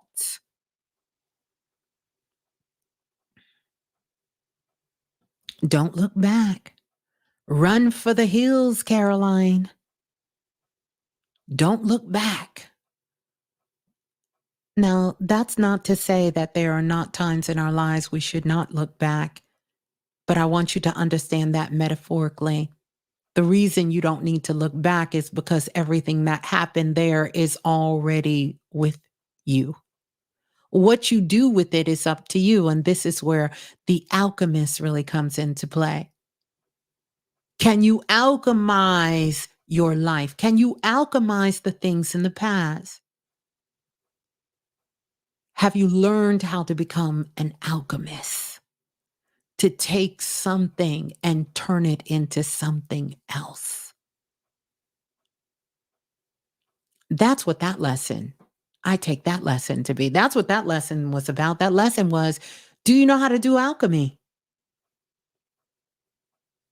Can you turn something that you have into something? Ask any mother or anybody who grew up in the 80s, the 70s, or the 60s, or any of those generations prior. They knew how to take something. They knew how to take nothing and turn it into something. Ask yourself now, can you take nothing and turn it into something? This is what the adept knew. They knew how to take coal and turn it into gold. They knew how to take nothing and make it into something. Can you do that? Can you do that? Do you know what that looks like in your life? Once again, I want to let you know my name is Ms.Blue. I'm the Soulful Oracle. And any of the things that we offer, any of the things, and I say we because it is a product of everyone of Planet Remix coming together. The tools that I give you is so that you can empower yourself, so that you can know your magic, you can tap into self-love, so that you can begin to embody who you know yourself to be. And if you don't know, you can start to discover that through my classes, through the Self-Invested University, and through all of the workshops and all of the downloads. And the link is in the bio. And if you don't have the Futuristic Activation 2024 1111, get it. Get it while it's available. Because like all things on this planet, it does have an expiration date. Everything does. That's why we can no longer take things for granted. You can't take yourself for granted. I can't take me for granted. And this is why every chance I get, I tell you guys, I never take you for granted. I love each and every single one of you. And I thank you. I thank each and every single one of you for being a part of our community, our soul group, back when it was a time when it was uncool to have a community. It was uncool for people to get together of like minds and talk about things and share lessons and have a good time, but also still learn things from each other and connect with each other. You understand? We're learning and we're growing. And it's just a fact. We're in different places in that process. And it doesn't make anybody in any place that they're in wrong. It doesn't make them wrong. We got to get out of all of that of trying to see wrong, trying to see right. And we need to see solutions. because that's what I'm about here. I'm about solutions. How can I help you help yourself? That's what I'm about. How can I help you become the most powerful person, the most powerful being that you can be on this planet? How can I help assist you in your dreams? Because you're assisting me every single day. Oh my goodness, God is rainwater. There go my sis. Talk about making magic. Love you, Rain. Good to see you. So think about all of that. Think about that. That's why you got to invest in yourself. But if you don't have that futuristic activation and you did not get a chance to get that class, and let me tell you, if you have it, please work with it. Now more than ever, you can make it stick. You know how you say something got to stick for me? Something got to stick for me. Well, this is sticking time. This is sticking time. Do the work. Those steps, everything that I give you in that workshop is so that you can make it stick for you. So you can be creating and building the future. And 6 months from now, matter of fact, let me put this out there. Spirit just gave this to me, and I'm gonna put this. I'm gonna go ahead and go out on the limb. Everyone who signed up, whether you attended the first class or you purchased the replay of the class, everyone who signed up for the Futuristic Activation 2024 11/11 workshop, everyone who has that, we're going to meet back up in 6 months and we're going to keep it going. I'm going to check in. We're going to do a live call again. That's going to be another gift from me to you. And we will come together.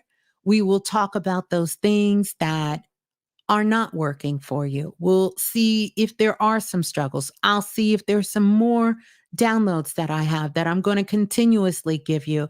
It is in my best interest. It is in all of our best interest. The more that I assist you in succeeding, we all win, because there's 8 billion people on the planet. And there are individuals out there that are waiting for you to step into your highest, greatest self. And the more that we have people that are doing that, then we can begin to create some more beautiful things on this planet. We can leave legacies that we're proud of. We can make connections that go beyond skin deep, that go beyond continents. We can build a better world the more that we are tapped into this. This is truly a labor of love for me. I do this because I love it. I've been doing it. I'm not new to this, but I am true to this. I've been doing this work for over 20 years. And I really feel I haven't even scratched the surface. Not yet. I haven't. I haven't scratched the surface. So click the link. Click the link and make sure that you get that and you can start doing that work and connect. I would love for the moderators to put the link in the room if someone needs it. I don't even know if you can put the link. What does that say? Oh, I got a super chat donation. I'm slow. Lumberjack said, glad to see my cosmic family from the OKC. Lumberjack. Thank you so much for that super chat donation. I'm learning, you guys. I'm learning. Now, you know, I'm going to remember Ms.Blue. Lola Falana, don't forget nothing. That sister, don't forget nothing. So I know you got me, Lola. I love you. So yeah, so I definitely want you all to do that. But that's what we're going to do. We're going to check back in 6 months. I'm going to see where you are. Do your activation board. Follow those steps. They're easy to follow because I'm not telling you anything. I never do. I am your guide on this journey, and we are doing this work. We are growing up together, and you are just following it step by step, but it's things in your own life. I put things on your heart. I put things on your conscious. I sort of put you in a position to expand your awareness, to step outside of anything you ever known before. So you can go after your heart's desires and you can do that work that whatever you're seeking, know it's seeking you. You heard that saying a million times before, but now it's time to take action. So the Futuristic Activation 2024 workshop is about you taking action. We know so much, we do so little. But this is about you learning how to take action and take action in a way that it keeps you grounded, that it keeps you expanding your consciousness, your spirituality, so you don't lose yourself in the process of attempting. If you don't know, you will learn. You will learn more about your purpose. You will learn more about who you are. You will understand more about you. You will become powerful and full of love so you can embody your power that is fueled by love. And so that you can be of service. You can be of service to yourself and to others. You can change your life if that's what you want. You can change everything in your life for the better. You can get into your highest timeline because we are quantum leaping now. And sometimes all it takes is for a little advertisement. All it takes is for somebody to say something to us. All it takes is for us to hear something on the news or while scrolling through the gram. And we jump timelines. And unfortunately, we're jumping timelines that take us back. And I want you to ask yourself the question, am I being present?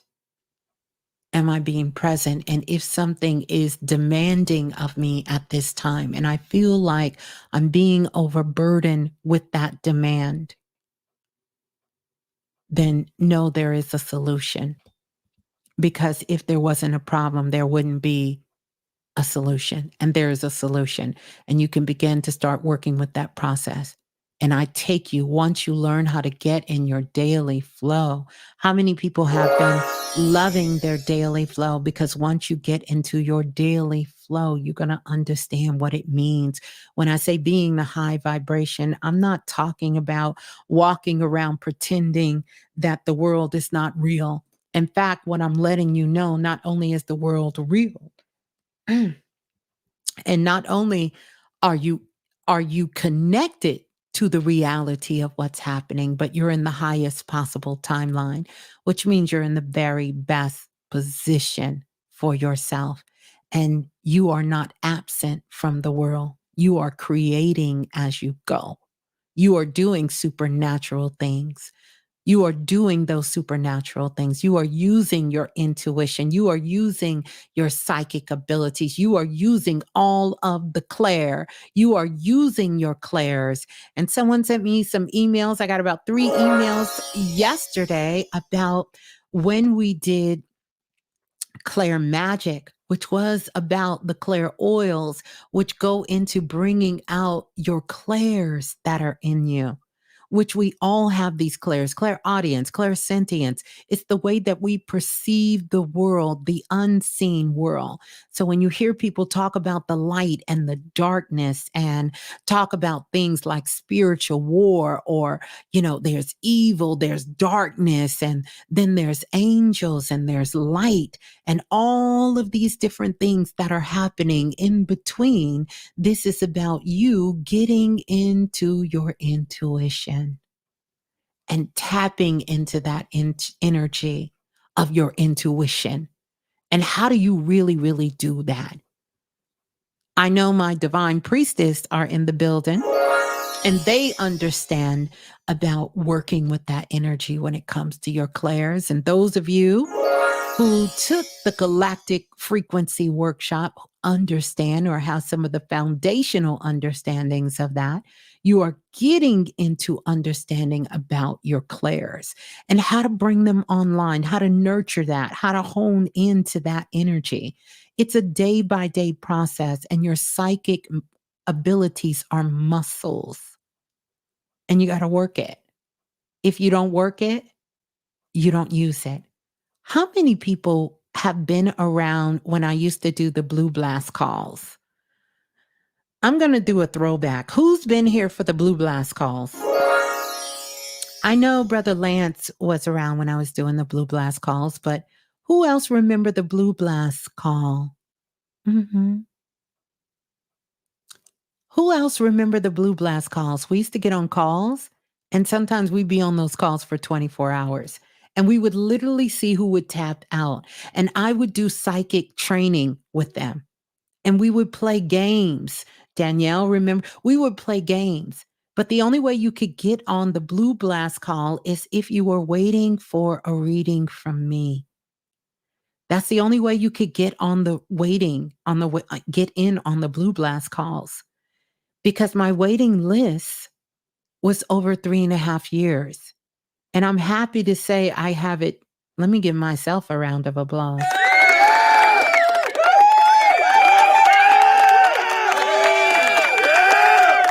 So I'm happy to say that it's under a year and it was moving into 4 years. I am getting ready to open back up my books. But let me tell you what I'm more excited about than opening up my books to do one on one readings, because it is on my heart to do one on one readings. And that has been going on for more than 15 years. So I'm not going to say I never get burnt out because I come on here and I do readings for you guys on Friday nights and Sunday nights.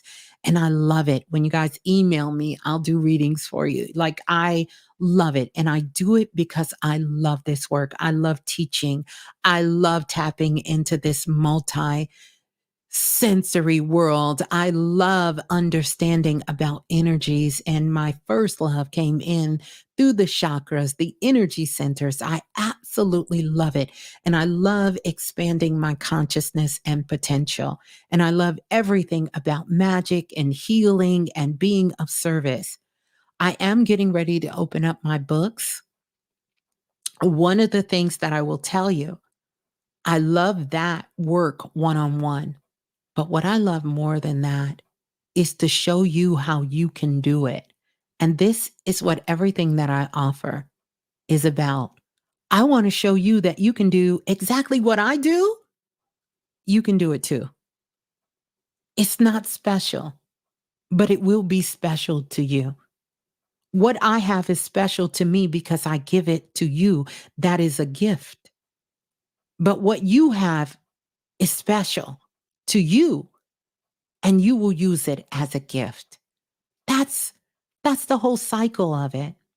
Sometimes we get too caught up in the fantasy of magic, the fantasy of this. But it's here to enrich your life. It's here to make a difference. It's here for you to connect with people. It's here for us to be of service in that way. But that's what I love about the work. And someone asked me that question. That's what brings me joy. When I see you guys out there, listen, I don't always get to step in because there's other things that I have to do. And whenever I can, I definitely try to step in and connect with you because I see you, I hear you, I feel you.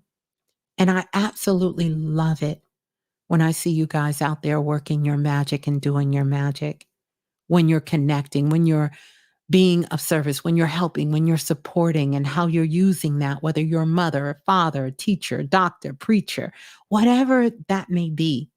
Because the title that supersedes all of that is your spirit, the essence of who you are, that uniqueness that you bring to the table. That supersedes everything. Everything, like everything can go off the table.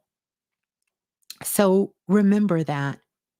But that's my goal. If I can teach you how to do this and you use it in whatever work you're doing,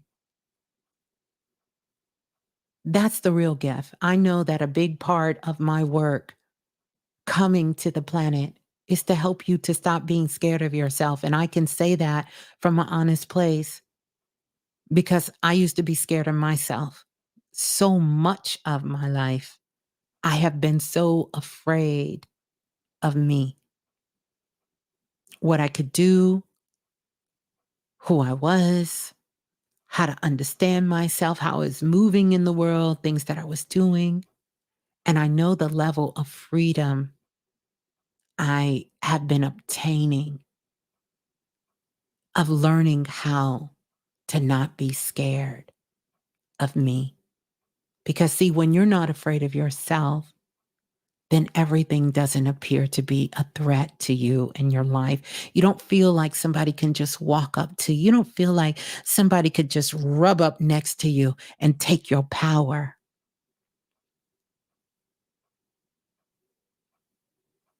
You don't think somebody can just snatch your power by having a conversation with you, by looking at you, by being in your presence or connecting with you. You don't you don't get intimidated.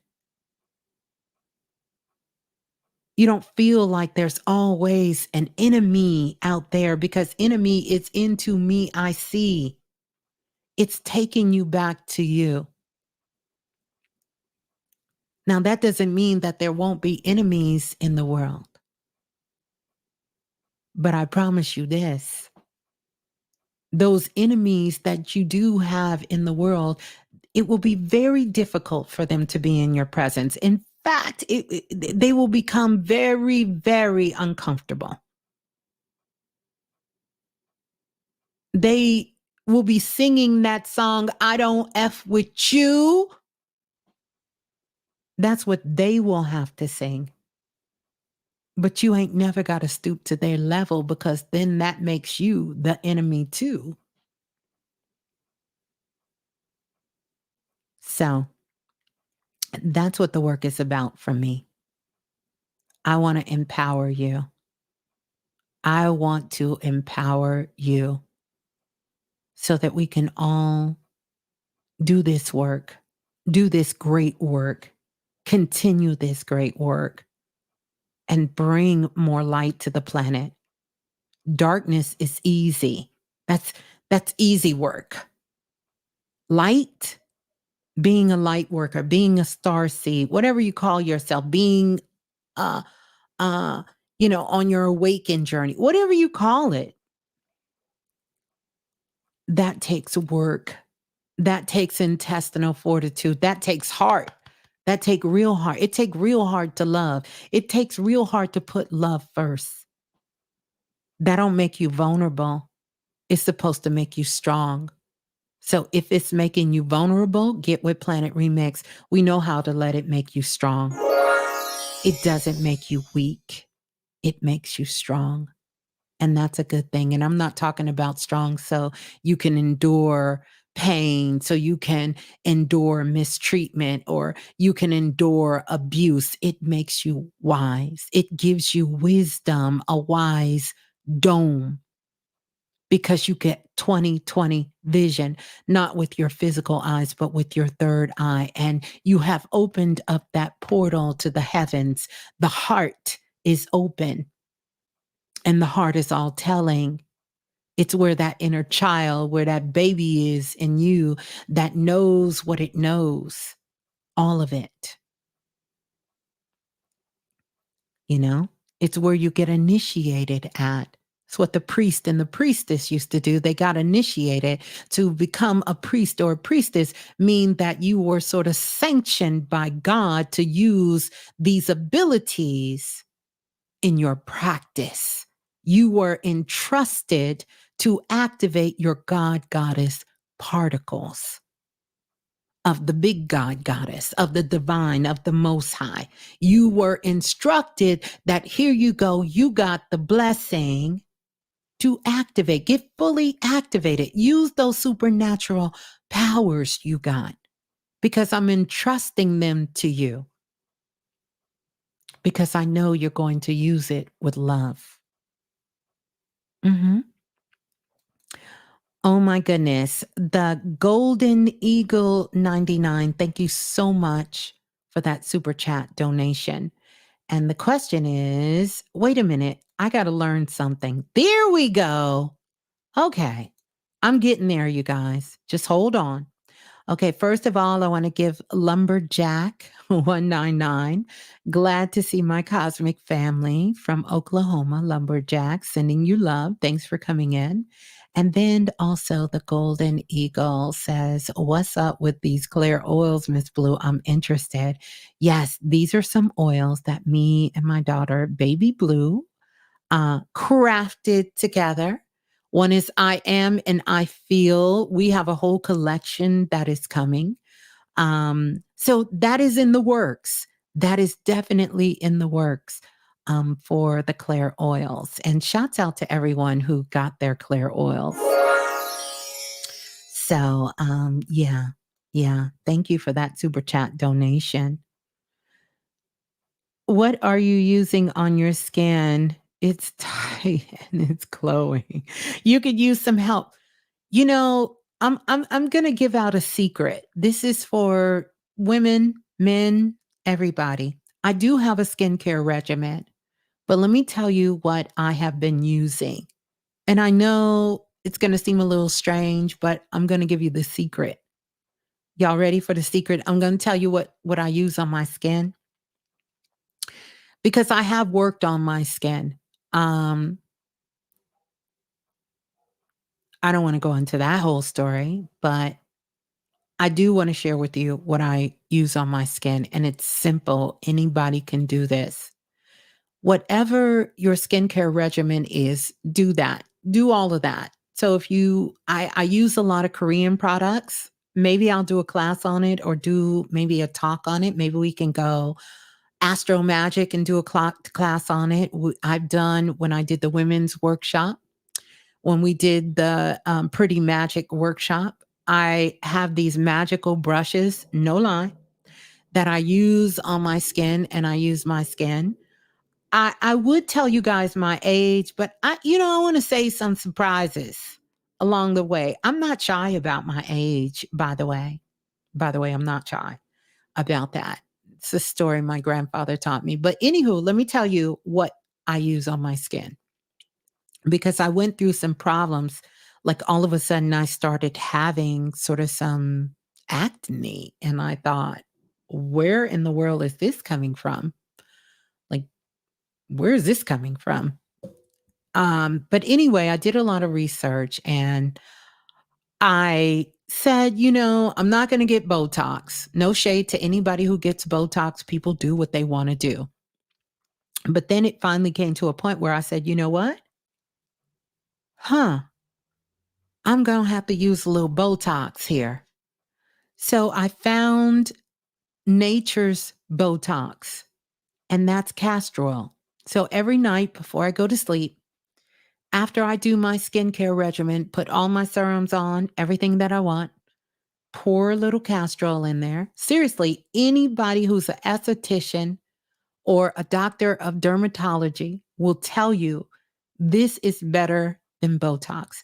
And I take castor oil, but you got to use the castor oil in a glass bottle. If you hit my Amazon store, you will be able to click the link in my Amazon store and get the castor oil I use. And I take it and I rub it on my hand. Of course, I charge the bottle up first. I charge it with love. And then I take the castor oil and I rub it all over my face. Don't forget to hit them eyebrows, them eyelashes, them hairlines, them edges, everything, even your lips after you do your lips. Put it over your lips, everything, and sleep. When you wake up the next morning, because it's antibacterial, anti inflammatory, plus the properties in it, it feeds your skin. It feeds it. They call it nature's Botox. If you have hyper big pigmentation, it will balance that off and um, it'll balance that energy off.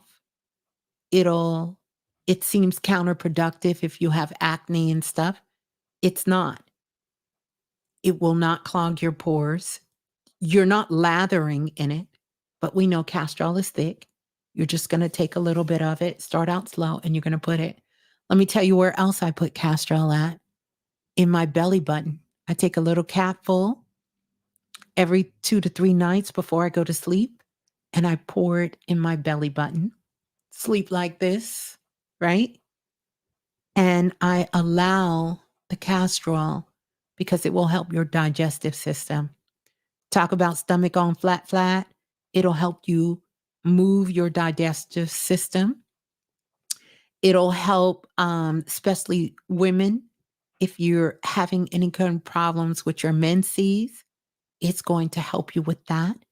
Then, as the castor oil starts to kind of leak out a little bit, I just take it and I rub it in a clockwise motion all around my stomach.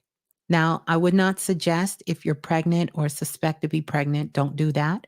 I would say start out slow with the castor oil, but maybe we'll do a class on it. But that's what I do. And anything that's left, I wipe it on my hands. I wipe it on my hands. But that has been the best regimen. Even my daughter uses it. She's in her 20s. She uses it. At first, she laughed and then she did it. And she was like, oh, wait a minute. Yes. So when you get up in the next morning and you're going about your day, I typically kind of wash my face, but I just take a warm rag and I just kind of pat because you're just going to be you're going to be snatched. We know when you kind of snatch. I'm not extra snatched today. It's late in the day, but you're going to be snatched. Snatch. Just going to be, you're going to be snatched up. You're going to be snatched.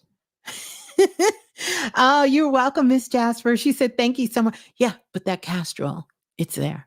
That castor oil is there. But castor oil is good for so many things. It's one of those things I keep in my house. That and what's the sister's name? I can't think of her line right now. I order all of her herbs and everything. But yeah, so I got quite a few things that I do, but nothing too rigid. As you guys know, I love things. Um,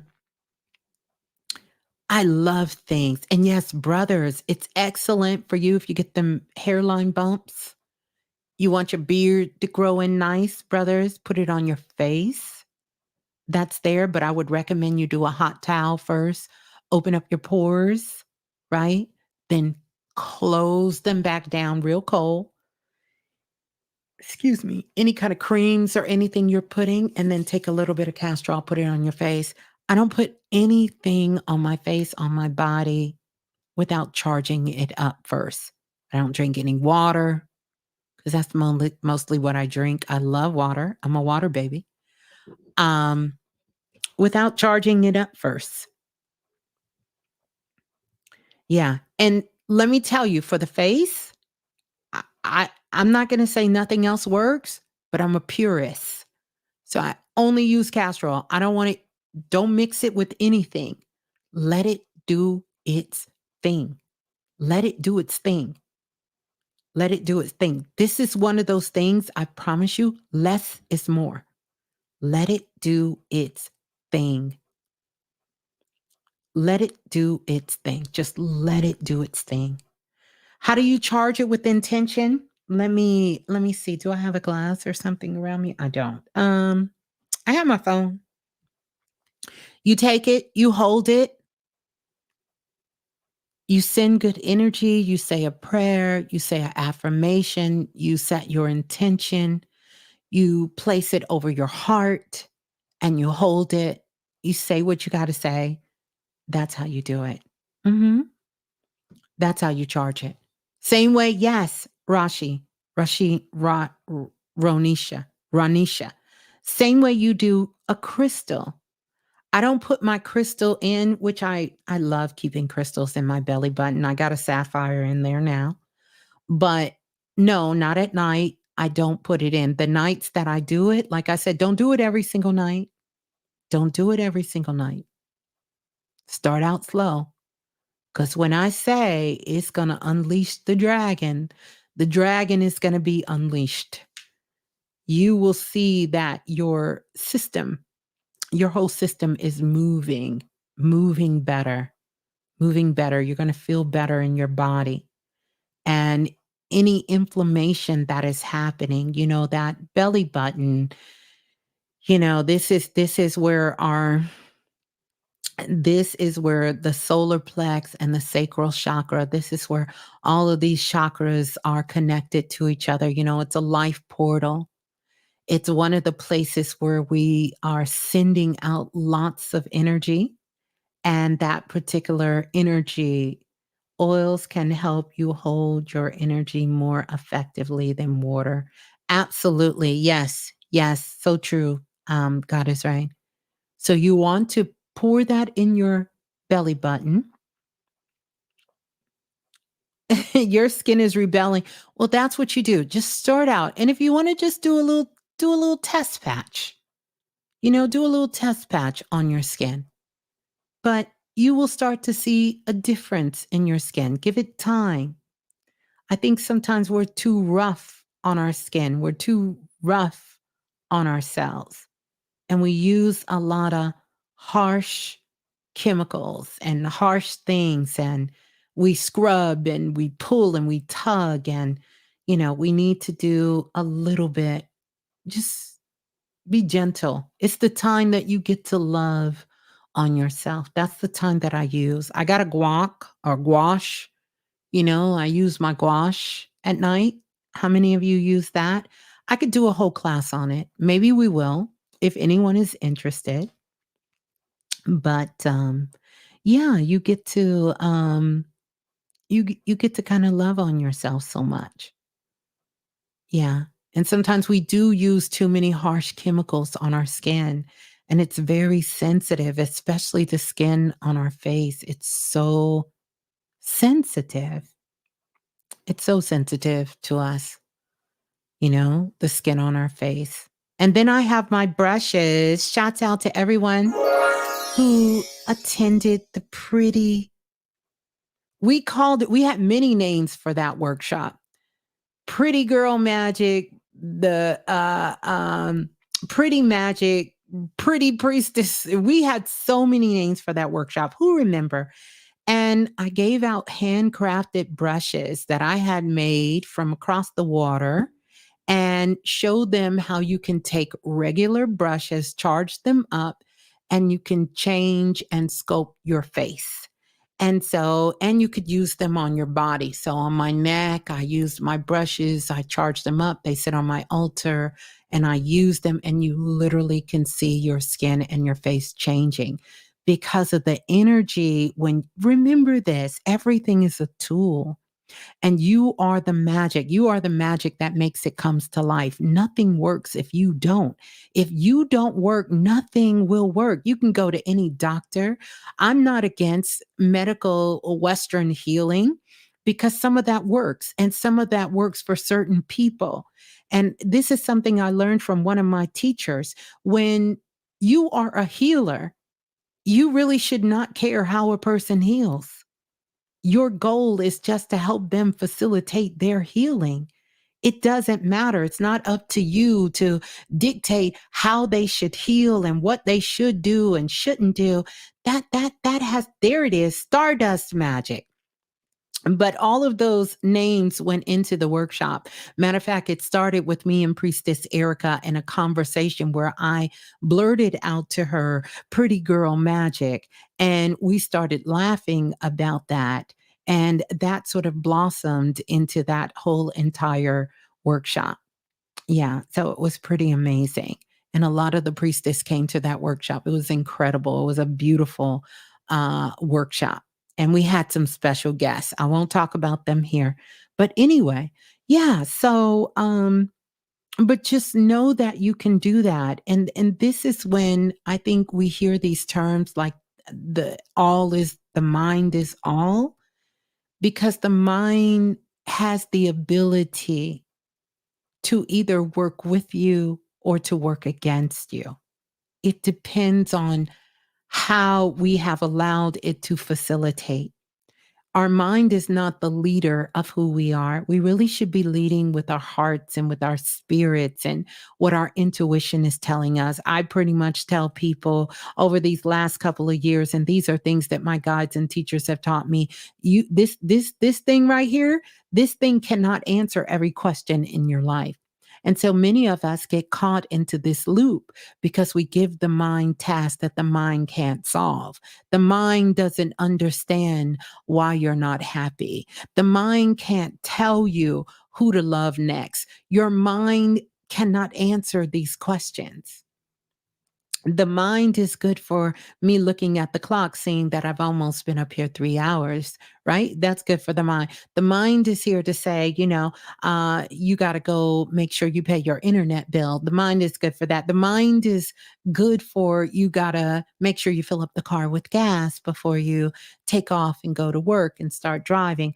These are questions for the mind. The mind is when I need to count money, this is what the mind needs to do.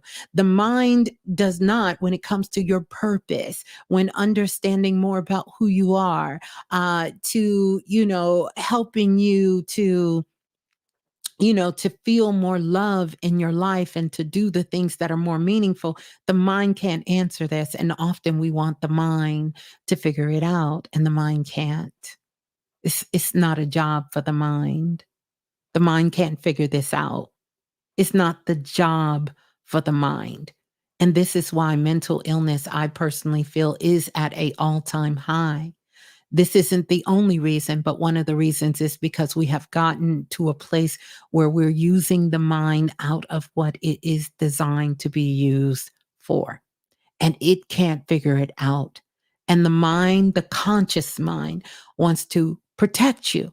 It wants to help you. So it starts creating illusions. It also will, even if it thinks keeping you in fear is protecting you, it will keep you in fear. It will do that to you. And the mind will distort things.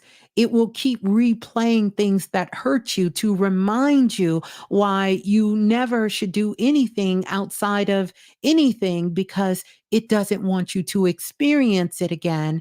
And it continuously reminds you anytime you try to step outside of those boundaries of what got you into the situation in the first place. That's why sometimes I tell people that mind that got you there, you can't use that mind to try to figure out your next steps. You can't. And great thinkers and great beings on the planet have shared and expressed that expression.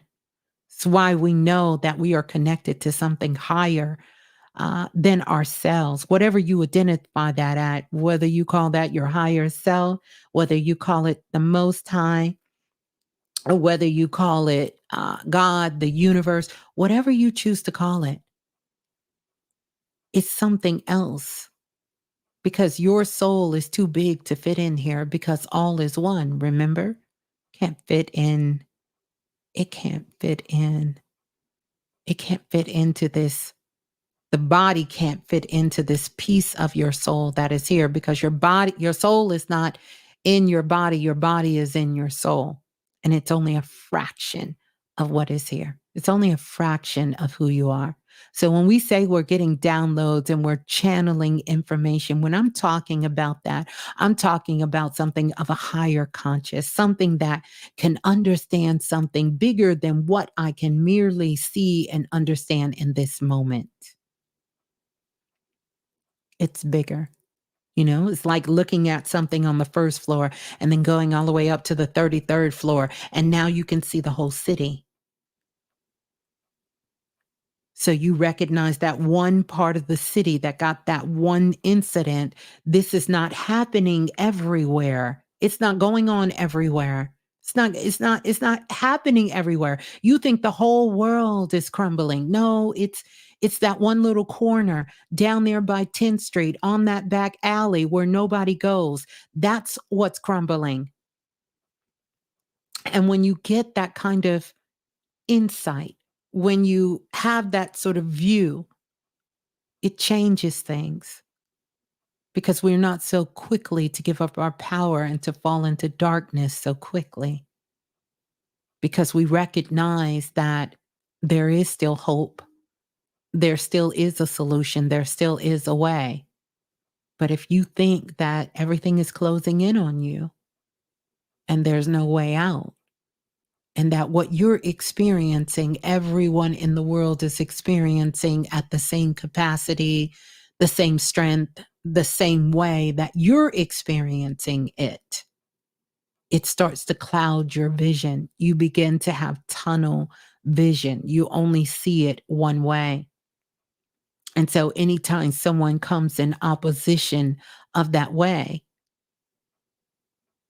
you're going to go into fight or flight. You're either going to run away or you're going to stand there and try to fight, only to realize that you're both shadow boxing. You're fighting yourselves. You understand? So we are greater together than we are apart. And so Planet Remix is always the place where you can come, and I'm going to give it to you. I'm going to give it to you real. I'm going to give it to you as spirit give it to me. And I know that you have the discernment to be able to know what is for you and what is not for you. And you have to be able to use that with everything. I can't stress to you enough. I said this 2-3 years ago. It's going to become very difficult to grow up on planet Earth, to be here and not use your intuition. So you're going to hear more things. And by the way, shouts out. Lola Falana sent me an article. A lot of predictions I made have already been coming through this year already. And one of them was, what state was it, Lola? Let me see. See if I can find the message here. Give me a minute. If y'all want to know why I'm not answering, I'm not going to put nobody on blast. Y'all want to know why I'm not answering your text messages? I'm not ignoring you. This is what I get all day. I would be doing nothing else. So I kind of use this, I am the soulful oracle. I use this as an oracle. And so if I open the text message, whatever is there on top, I answer. Like a spirit will give me a number. My guides will give me a number. My guides will say, answer 35. So I answer 35.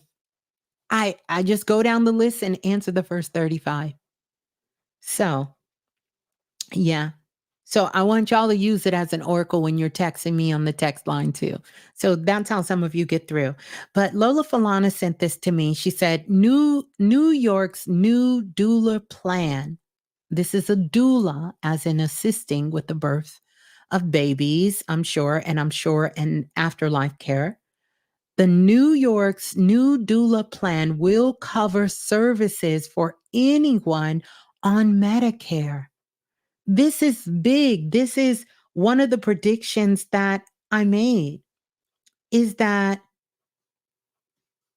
we will have people who are astrologers, those who do energy work, those of us who do energy work, those of us who do work in any of the healing modalities, those of us who are psychic, who use our intuitive abilities. I'm a clairvoyant, and I use those psychic abilities through my clairvoyancy, through my healing work. Um, I'm a Reiki master. I'm also a certified holistic health practitioner. And we will be able to, we'll have that like a dental, on your dental plan, they tell you that you get 2 cleanings a year. 2 cleanings a year. You get 2 cleanings a year. That's what they tell you. You get 2 cleanings a year. You're going to be able to go see your psychic two times a year, and your insurance will pay for it. You'll be able to also get your astrology reading. A lot of people have Saturn returns coming up. You'll be able to get a Saturn return reading. It'll be considered a life-changing event. And then you'll get to go to a psychic twice a year. If you have something, if an ancestor or a loved one passed, you'll be able to call someone like myself, who's also a medium, to come, and the medium will come, and that'll be covered by your health insurance. We are moving into that world. We are moving into that world because we are understanding that we are more than just this flesh, this body, just these avatars that we're in. Some of us have avatars that are a little bit more challenging. I'd like to think mine's is. Just so you know that you have to move beyond that.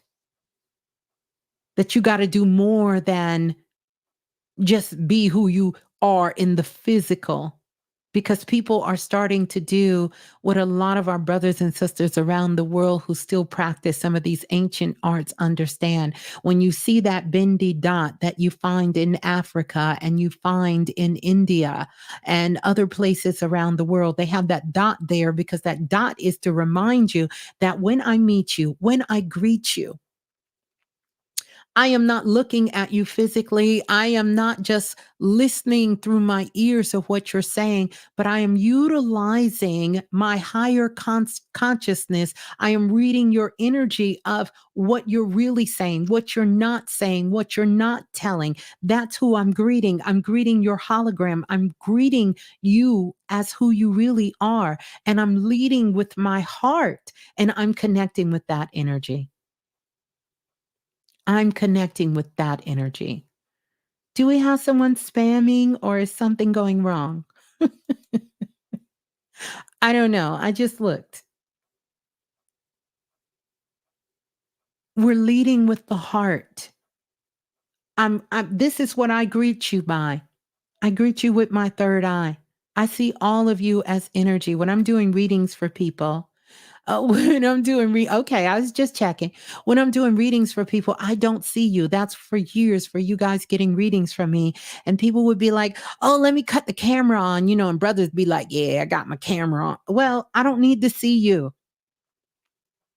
And it doesn't matter where you are in the world. I don't need to see you. I feel your energy. I can connect with your energy. That's how I know who you are. I can connect with your energy. I can read your energy. I can read your energy. I don't care if you're in China. I don't care if you're in Russia, because I did readings from all over the world. You can be in India. You can be anywhere in the world. You can be in New York. You can be in California. You can be in Chicago. It doesn't matter where you are in the world. You could be in Belgium. You could be in Jamaica. You can be in the UK. It doesn't matter. I can do a reading for you. I've even done what I call soul sessions, which I want to bring back. They were so fun. Soul sessions where I would take you and take you beyond a hypnotic state. I would take you beyond hypnosis. I will take you into a deep, deep state into your unconscious. And I would allow you, while recording you, to talk about your past lives. If you had challenges and things that you were working with, you can express those things. You could share those things. And also, I would always get a blessing, much like Dolores Cannon. I remember the first time Brother Bilal told me about Dolores Cannon, I started crying because I have been doing this work and, we have been, I call it practicing on people. I did it to one of my best friends, Naomi. I did it to my children and anybody who would let me bring them into a state that I take them into one of the deepest states of a regression. It actually goes past regression. We take you into down to the depths. So you are connected. Many people went in between lives. They went beyond lives. They went into the future lives. They went into all kinds of places. Yes, I consider Dolores Cannon to be my spiritual mother because I had never heard of her, ever heard of her. And once I did get a chance to connect with her, I told that story. I won't tell it here.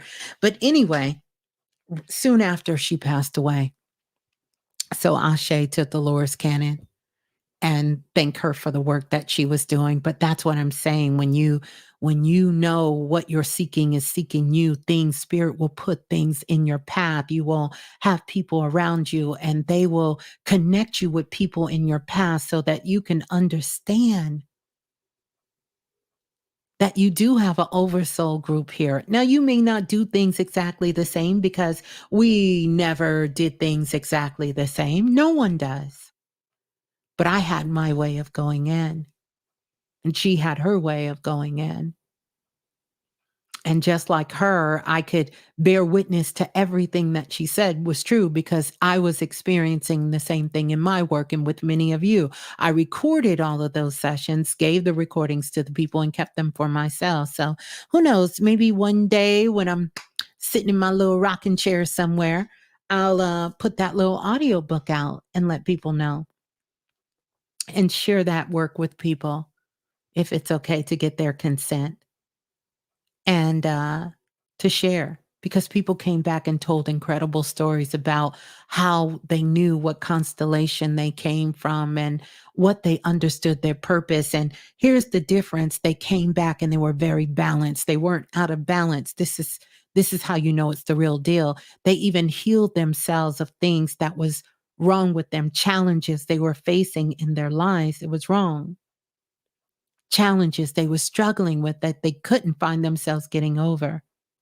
Now, don't get me wrong, these things do happen and they take place when we're doing readings, even when I'm doing live readings for you guys. And you all know that because you've been able to witness it here. We've been able to witness it together.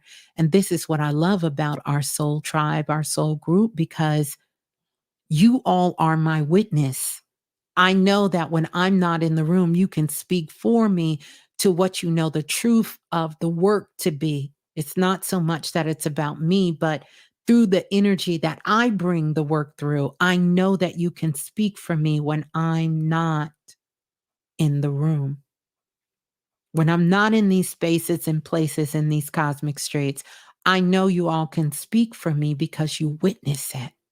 You witness people calling in. You witness some of the mediumship work. You witness the healing work. Some of you yourself, firsthand, person to person, person to person. You witness it. That's why many of you are still here and have been listening for so many years. You've seen your life grow. You've seen your life transform. You've seen things happen for your own self. You are the magi and the witness. You are experiencing miracles and magic. That's the benefit of all of us being together. Because you know that maybe you are witnessing someone's miracle, you also have your own magic that you're creating in the midst of the moment yourself. And so, uh, you know what? I did record. I think was I recording back then the Golden Eagle? Very interesting because let me say this. This is who I think it is. And energetically, I think it is. I may have to dive into your Akashic records, but there was a pivotal moment that I discovered when I did Golden Eagles Akashic record reading. And it was something, it was almost when I first started going into the records. If this is the brother, I think it is. It's when I first started going into the records and I was trying to figure out what was happening to me because I was doing readings and I had an experience when I was doing his Akashic record reading and probably quite a few of you in here, but his distinctively. And so I never tell. I don't kiss and tell. But I will say this.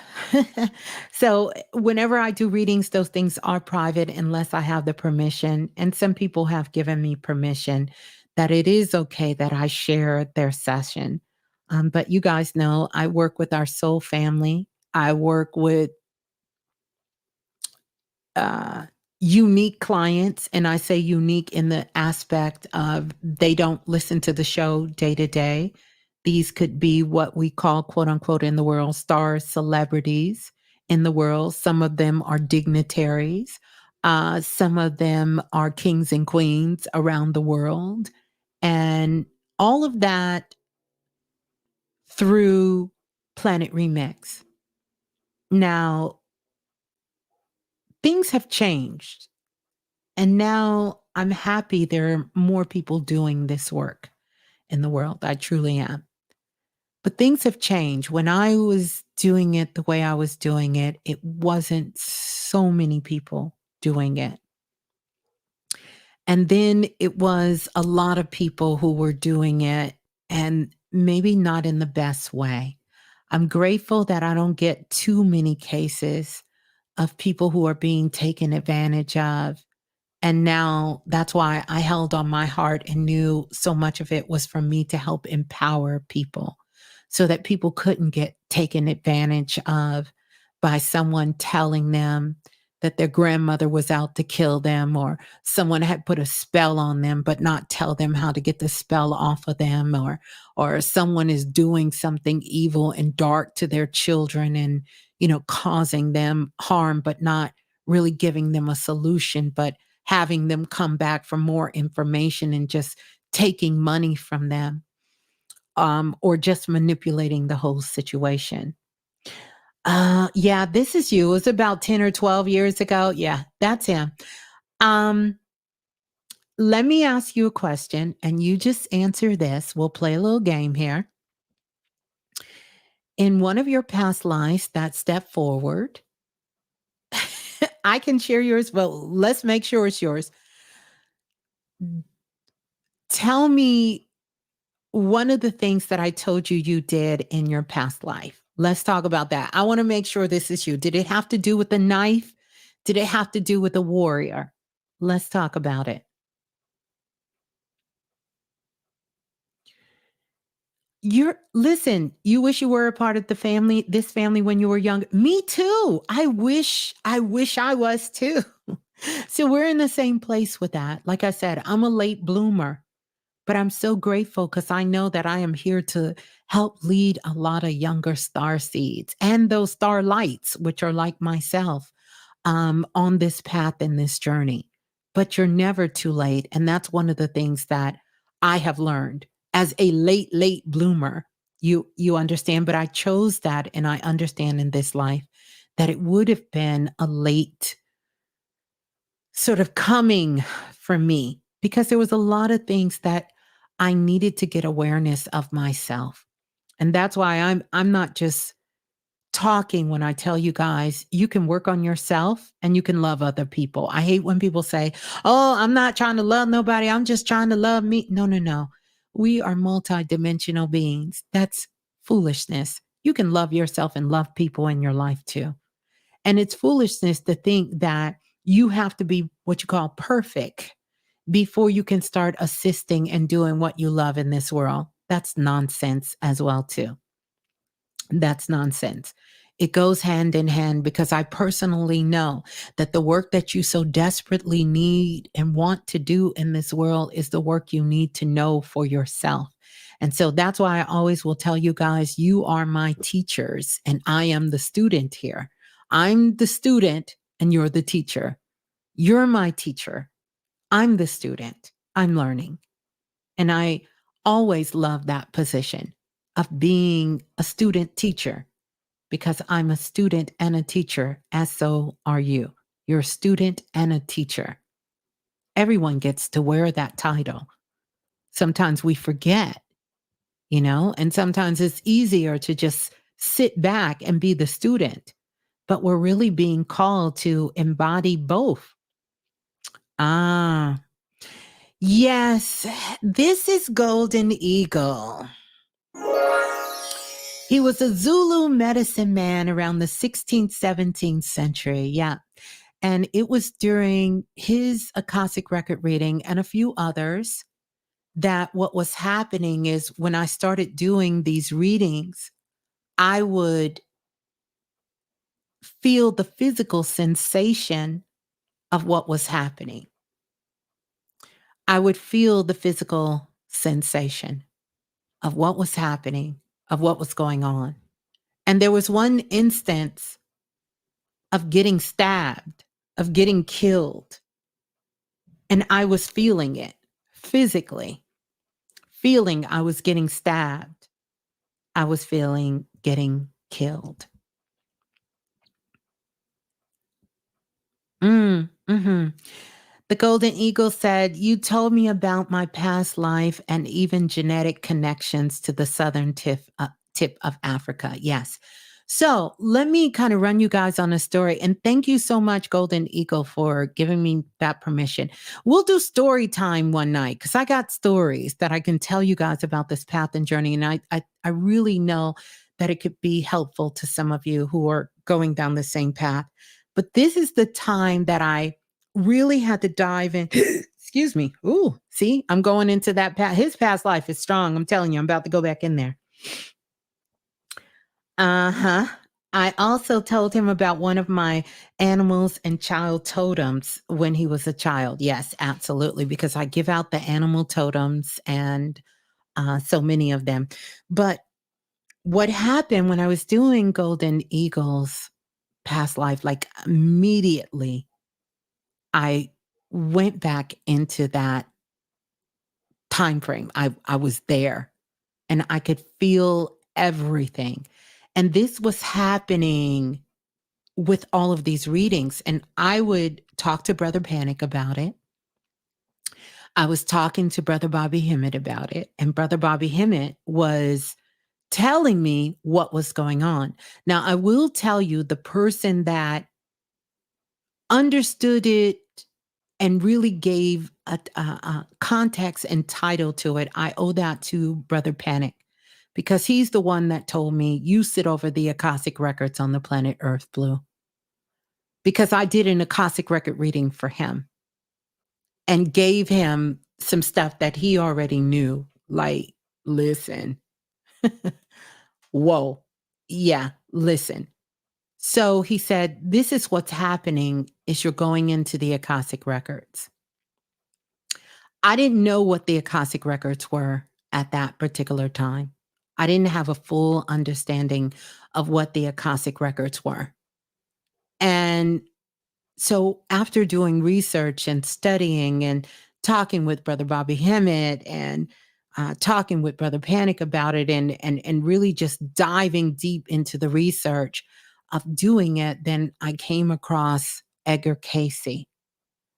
And Edgar Cayce is someone who had been showing up in my dreams for years and years and years. I didn't really know what he was. I equated it to a dream because I had an incident that happened to me when I was younger. And I seen this, I had bumped into this man and he had a trench coat on. He was a white man. He had kind of a bald head. And I bumped into him, and that bumping into him, like he started showing up in my dreams year after year, but he wouldn't come all the time. He would come every now and again. And once I started researching Edgar Cayce, I realized that the person showing up in my dreams was Edgar Cayce.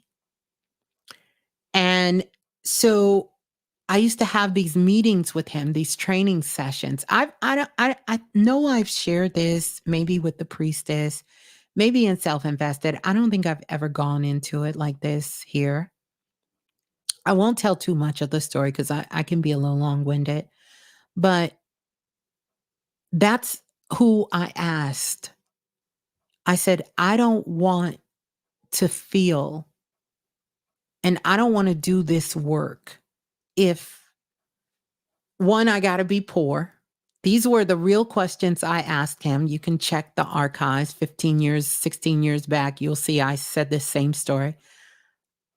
If I'm going to be poor,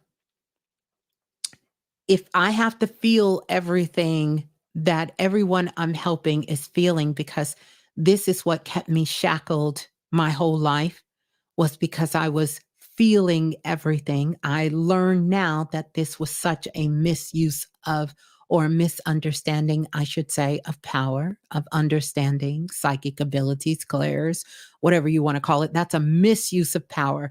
Anytime you're stifled by it, anytime it's taking over you, if the feeling is too overwhelming, it's a misunderstanding of the energy. Um, and I wanted to be able to be me. I didn't want to become a character. And I don't know how else to describe that. And this is no shade to anybody else. I just wanted to be me. It was so critical for me to be me because I was just on the path of just beginning to understand things that when I was a child that would happen, or things that I would see in dreams, or things that I would know that I wasn't willing to sacrifice. I was really willing to walk away from all of it and just go back to figuring out life another way. If that meant that I had to now change what I was just starting to know and fall in love with, which was me, and understand some things about me. So, um, yeah, Edgar Cayce said, "No, you don't have to. You don't you don't have to feel everything if you don't want." He said, "That's a choice." And then he gave me some points of reference to go study. He gave me some African spiritual systems. He gave me some spiritual systems coming out of the East. He even gave me some spiritual systems in Mesopotamia, some that were with the Mayans. And I began to study these different spiritual systems and understand about these different spiritual teachers. And as much as history wants you to think that everyone was making these sacrifices and everyone was experiencing all of these pain that was doing this work and had to sacrifice so much of their life, he really showed me how you did not have to do that, but there were some extra things that you had to do. Otherwise, what will happen is your physical body or your mental mind here would not be able to sustain the level of energy and things that you were in different dimensions that you were tapping into. And so the rest they say is history. But yes, the golden eagle was one of them ones that when I tell y'all I was over here boohoo crying, his whole Akashic record reading, because I was feeling it and still talking to him on the phone, not expressing this to him, not sharing this with him, but I'm telling him this story and I'm feeling every step, every inch of everything. Now I still have the feeling, but when I'm in the records, I am a witness to it. I am not embodying the person to bring the message back. And no shade to people who choose to do it that way because we all get to work our own way, but that shit wasn't for me. I ain't want to feel because there were situations where people were getting killed. There were situations where people were getting raped. There were situations where people were doing horrible things. And I know we all want to think that we have been these beautiful light beings, these cosmic rays of light. In every past life, we've done no wrong, no harm, no evil, no foul, no foe to anybody. But that's simply not the case. That's simply not the case. Simply not the case. Yeah. Ashley says, "How do you go into the records?" How I go into the records completely different. I will tell you, everyone is able to get into their own Akashic records. Everyone. When you have deja vu, when you meet someone and you feel like you know them, 9 times out of 10, this is definitely connected to your past life. Lance, a Russian general in a past life, many of us, you're going to know. You're going to know. It's going to show up in your life by the food you eat. It's going to show up about a particular culture or something you're passionate about, or it can work totally opposite. Totally opposite. You could also know. No, it's okay. It was a beautiful experience. But I was checking my body afterwards to make sure I didn't bleed out or nothing. But it was beautiful. But but you're going to know. You're going to know. You're going to know. You're going to ask yourself, why am I this person born maybe in North Carolina, but I just have this fascination with Asian culture? Everybody can get into their records, but there are guardians. I know we don't like to talk about that. We may have to do a whole show on it, but there are keepers of the records. They are. And they've talked about them in all of the great books around the world, from the Watchers to all kinds of names, these sentient beings. I see them, they're very, very tall, tall, tall, tall beings. And they can walk into the records. And as I see them, they're pulling these scrolls out and they're opening them. One of my, I think I have a revelation. I'm not even going to announce it here, but I'll save it. But I've told this story before and I'm going to backtrack and I'm going to talk about it. But even inside the Akashic records, I've been going in the records so long that they opened up a room for me, a blue room called the Premier Files. And inside those Premier Files, I get a chance to really dive deep, deep look in there. But the Akashic records don't just hold information on Earth. It holds a lot more information, but primarily the part of the records that most of us have access to here, the access that we have is to our own records. Everyone has our own records. And that's something else. I want to talk about that. I'm going to jump around because I'm going to get off here in a minute. But I want to say this. That was happening so much. I talked about it on the show. The Golden Eagle just said, he said, Brother Lance, I have a connection to the Zulus. I believe it's genetic. So here's the thing. This is before 23andMe. It's before Ancestry.com.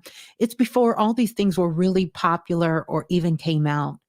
I would now let's just get something straight. You have a physical DNA. You're welcome, sweetie Ashley. You have a physical DNA and you have a spiritual DNA. That's right. There you go. See, Lance old school. He's been around forever. So that's right.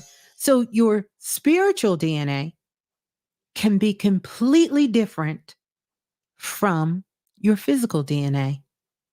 Well, coming in about that 10-year mark, people's physical DNA and their spiritual DNA started crossing.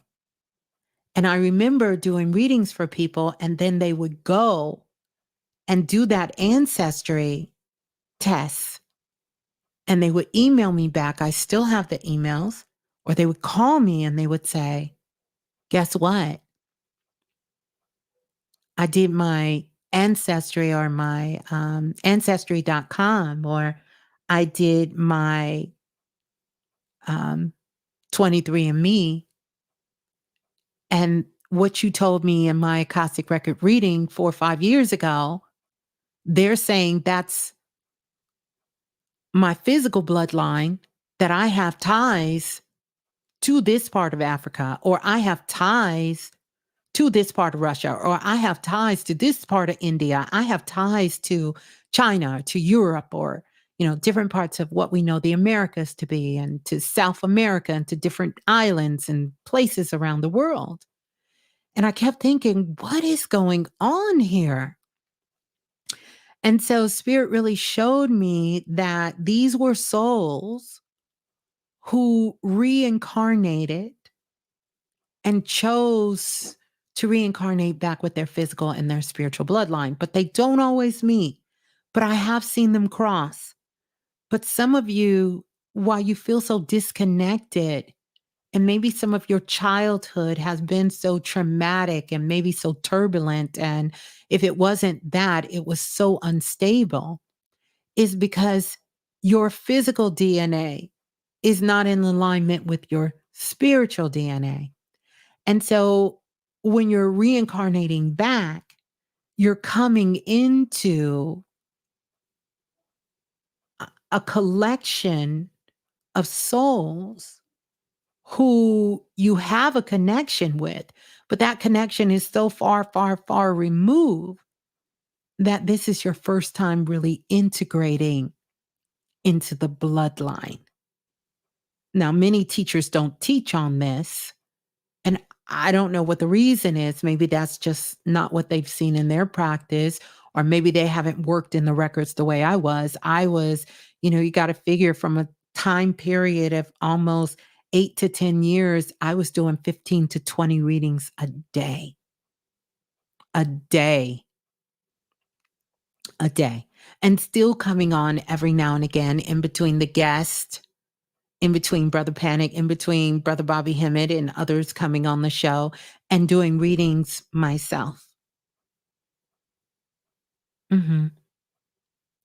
So he said, Miss Blue, you're one of the ones who told me to work on my throat chakra. I went to the doctor back then and confirmed it. My thyroid was slightly active.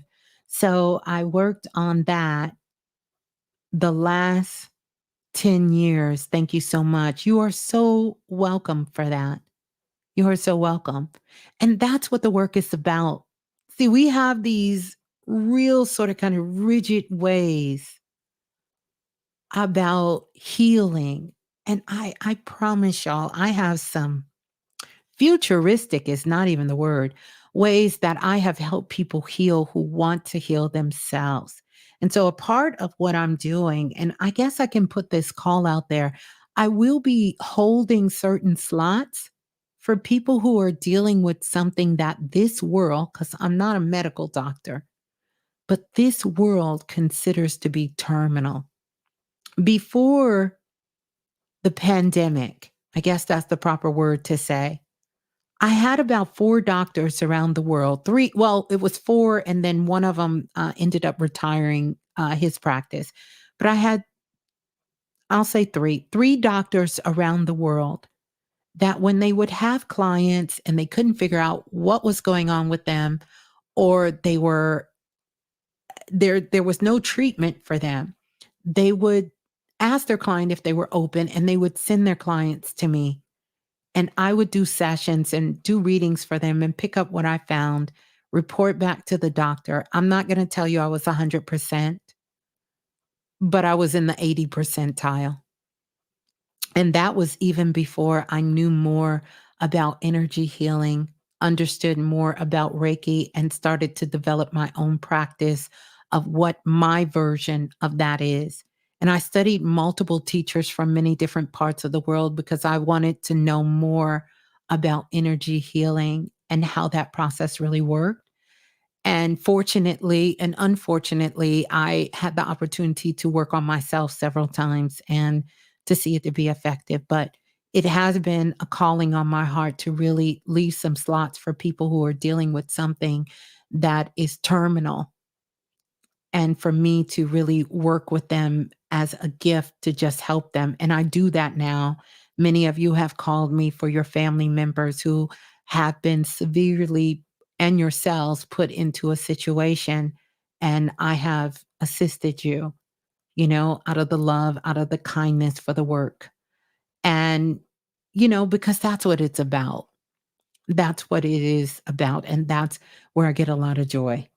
And of course, let's not talk about the spirit world and talking to the ancestors and our loved ones who are on the other side, because I love that. I love that so much. But yeah. So this is what we're gonna do. We're gonna get ready to get off of here because obviously I was so nervous, my goodness, for coming on camera. Was absolutely so nervous. Uh ooh, is it Tamara said, or Tiana said, I appreciate you sharing your journey. I am 33 years old and just starting the process of turning my gifts into my career. Well, congratulations. And look, you still had me beat. I was older than that before I woke up again. And I went again, and I went again, and I went again, as Nicki Minaj says, because you do win again. And we will keep continuously winning again, you know? But yeah, so obviously, yeah, I wanted to come on, and I needed to do this for myself at this juncture in my journey. I needed to do this for myself. I told you guys I would be doing an in-person and a live. So I figured, what better way than to start going live now, you know? Start going live now. I've gone live on Instagram. You guys have seen me on Instagram going live. I've put some pictures up. You've seen that. And you got your snacks, not your snacks ready for a 5-hour live. No, but we will get together and do more things. And this is me, because I don't like to talk about. I like to, whatever I tell you guys is what I do. That's just my style. And so I can't be telling you to push the envelope. I can't be telling you to get outside your comfort zone. I can't be telling you that you got to show up different and that you need to do things different. Follow what your heart is telling you to do, and then me ignore what I know my heart is telling me to do. That would make this whole thing so wrong. And I know for many years many people have asked me to, why don't I come on live? I just didn't feel like I needed to. And honestly, I cherish that as well. And I probably won't go live all the time.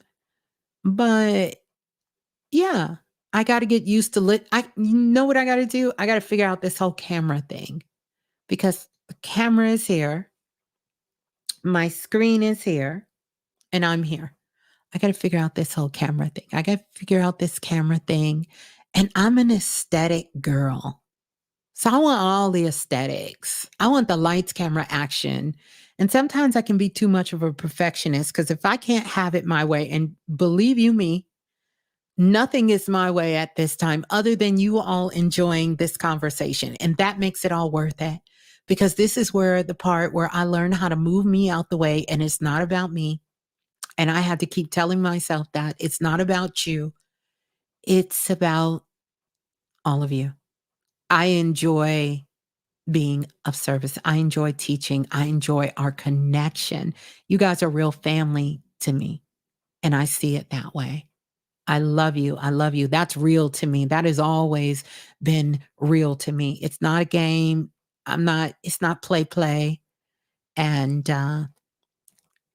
it's not for the likes. It's not for any of that. And I'm not just talking. I got receipts to prove it. Take it from somebody. For 13 years, people were paying me, people were consulting with me. And these are just not everyday people. These are dignitaries, these are celebrities. Everybody never seen me a day in their life. So don't tell me that you all can't do what I do, because energy is real. And when we tap into that higher consciousness that connects us all, we can do incredible things. And we do know what, quote unquote, we do know what solutions look like. We do know how to get along with each other. We do know how to see past what someone's skin color is, or maybe what caste system people tried to put them in a past life or even this life. I want to talk about that caste system thing, because that's a lot of what's happening at this particular time. It's a lot of that energy going around. Yes, Brittany, I'm an aesthetic girl. Y'all know that. I'm an aesthetic girl. So I really have a vision for how I want this to be. And because you all deserve the best. You deserve the best, and I deserve the best that I can give. And I challenge myself to keep leveling up. It was a time where it was kind of hard for me to figure that out. And you guys stuck around when the audio was bad, when the connection was horrible. I mean, we was in here getting it, for year after year after year. And every year we were getting better and better. And when I say I'm an aesthetic girl, I'm not well, I don't want to say I'm not a material girl. I am a material girl because I live on earth. And that matters. That matters. I'm not here for manifestation, but I am here for creation. And I want to create things, which is different than manifesting. We're manifesting all the time. Most of the time, it's just stuff we don't want. When you're creating and you're entering into that process of co-creating with the divine God, the universe, then you are tapping into a different level of manifestation. In fact, it is the steps that come before the manifestation even begins. I'm not in the material world, but I am a creator of this material world. And that is what I take very responsible. I am responsible while growing up on earth. Why? And you should be too. Responsible because you're creating and you have to be responsible for whatever you create. And we need to take that as a very, very divine role that each of us have, that we have to be responsible for the things we're creating. We do. We do. That's right. Just as baby blue. Oh, thank you. But you did well. Thank you. Thank you for that. And I thank you all for being here, for hanging out, for staying this long. I guess I'll figure out how this works at the end of this live. And yeah. Hmm. I love you all. I love you so much. And this was truly fun. And I just want to challenge you all, especially those of you who are part of Planet Remix, those of you who have the Future Activation Workshop. There is no excuse. But that you do something, take one step towards that dream tonight. I don't care if it's research. I don't care if you do some journaling. I don't care if you make that phone call, take that step, take that action, because the things that we'll be putting into motion today as we go into the wee hours of tomorrow, and we begin to move closer and closer to this energy that's coming up for us, it's going to send a ripple effect out into the cosmos, a ripple effect. And 6 months from now, something you thought was so far, maybe not impossible, but really out of reach, it's going to come into view. And you're going to know that you've been creating it all along. You're not going to be shocked. You're not going to be surprised. And you're not going to be, distracted. You're not going to be so distracted by things that don't matter. But you are going to be able to focus.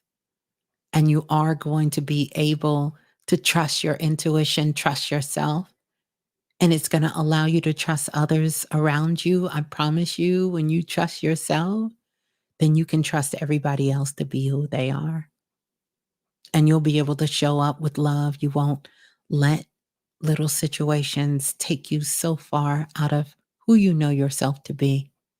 Because, see, whenever you're present, you have access to all of the spiritual gifts.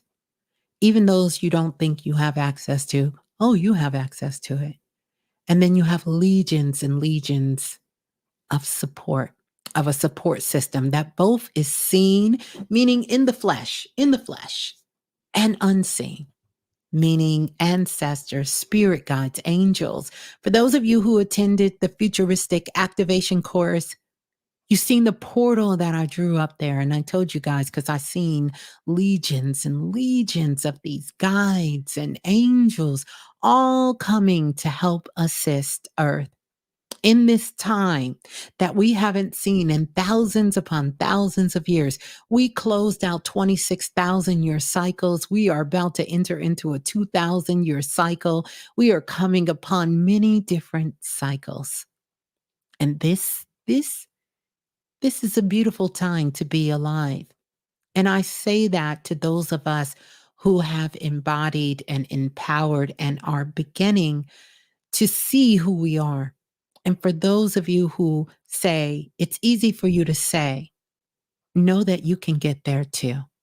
And all you have to do is expand your awareness and start taking action and do the steps.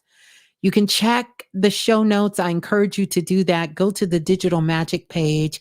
Follow me on social at the remix underscore radio. If you're not following the page, I ask that you do, because who knows? I may come on here live again, because it's kind of like learning how to ride a bike for the first time. I kind of got training wheels on right now. Eventually, I'll take those training wheels off, and, I'll get a little bit more comfortable for this. But I thank you all for being here, for being a part of my magic, and you being the miracle to witness it as we continue to grow up, to learn together, to love together, to share together, to do this work together, to make a difference here in the world. And so I love you all. Have an amazing rest of the evening. Um, and yeah, we'll have to do this again. I want to say thank you all for your love and support. I look forward to reading your comments. Let's keep the conversation going in the comment section. So, peace and love. Ciao. Peace and love, soul family. Peace and love.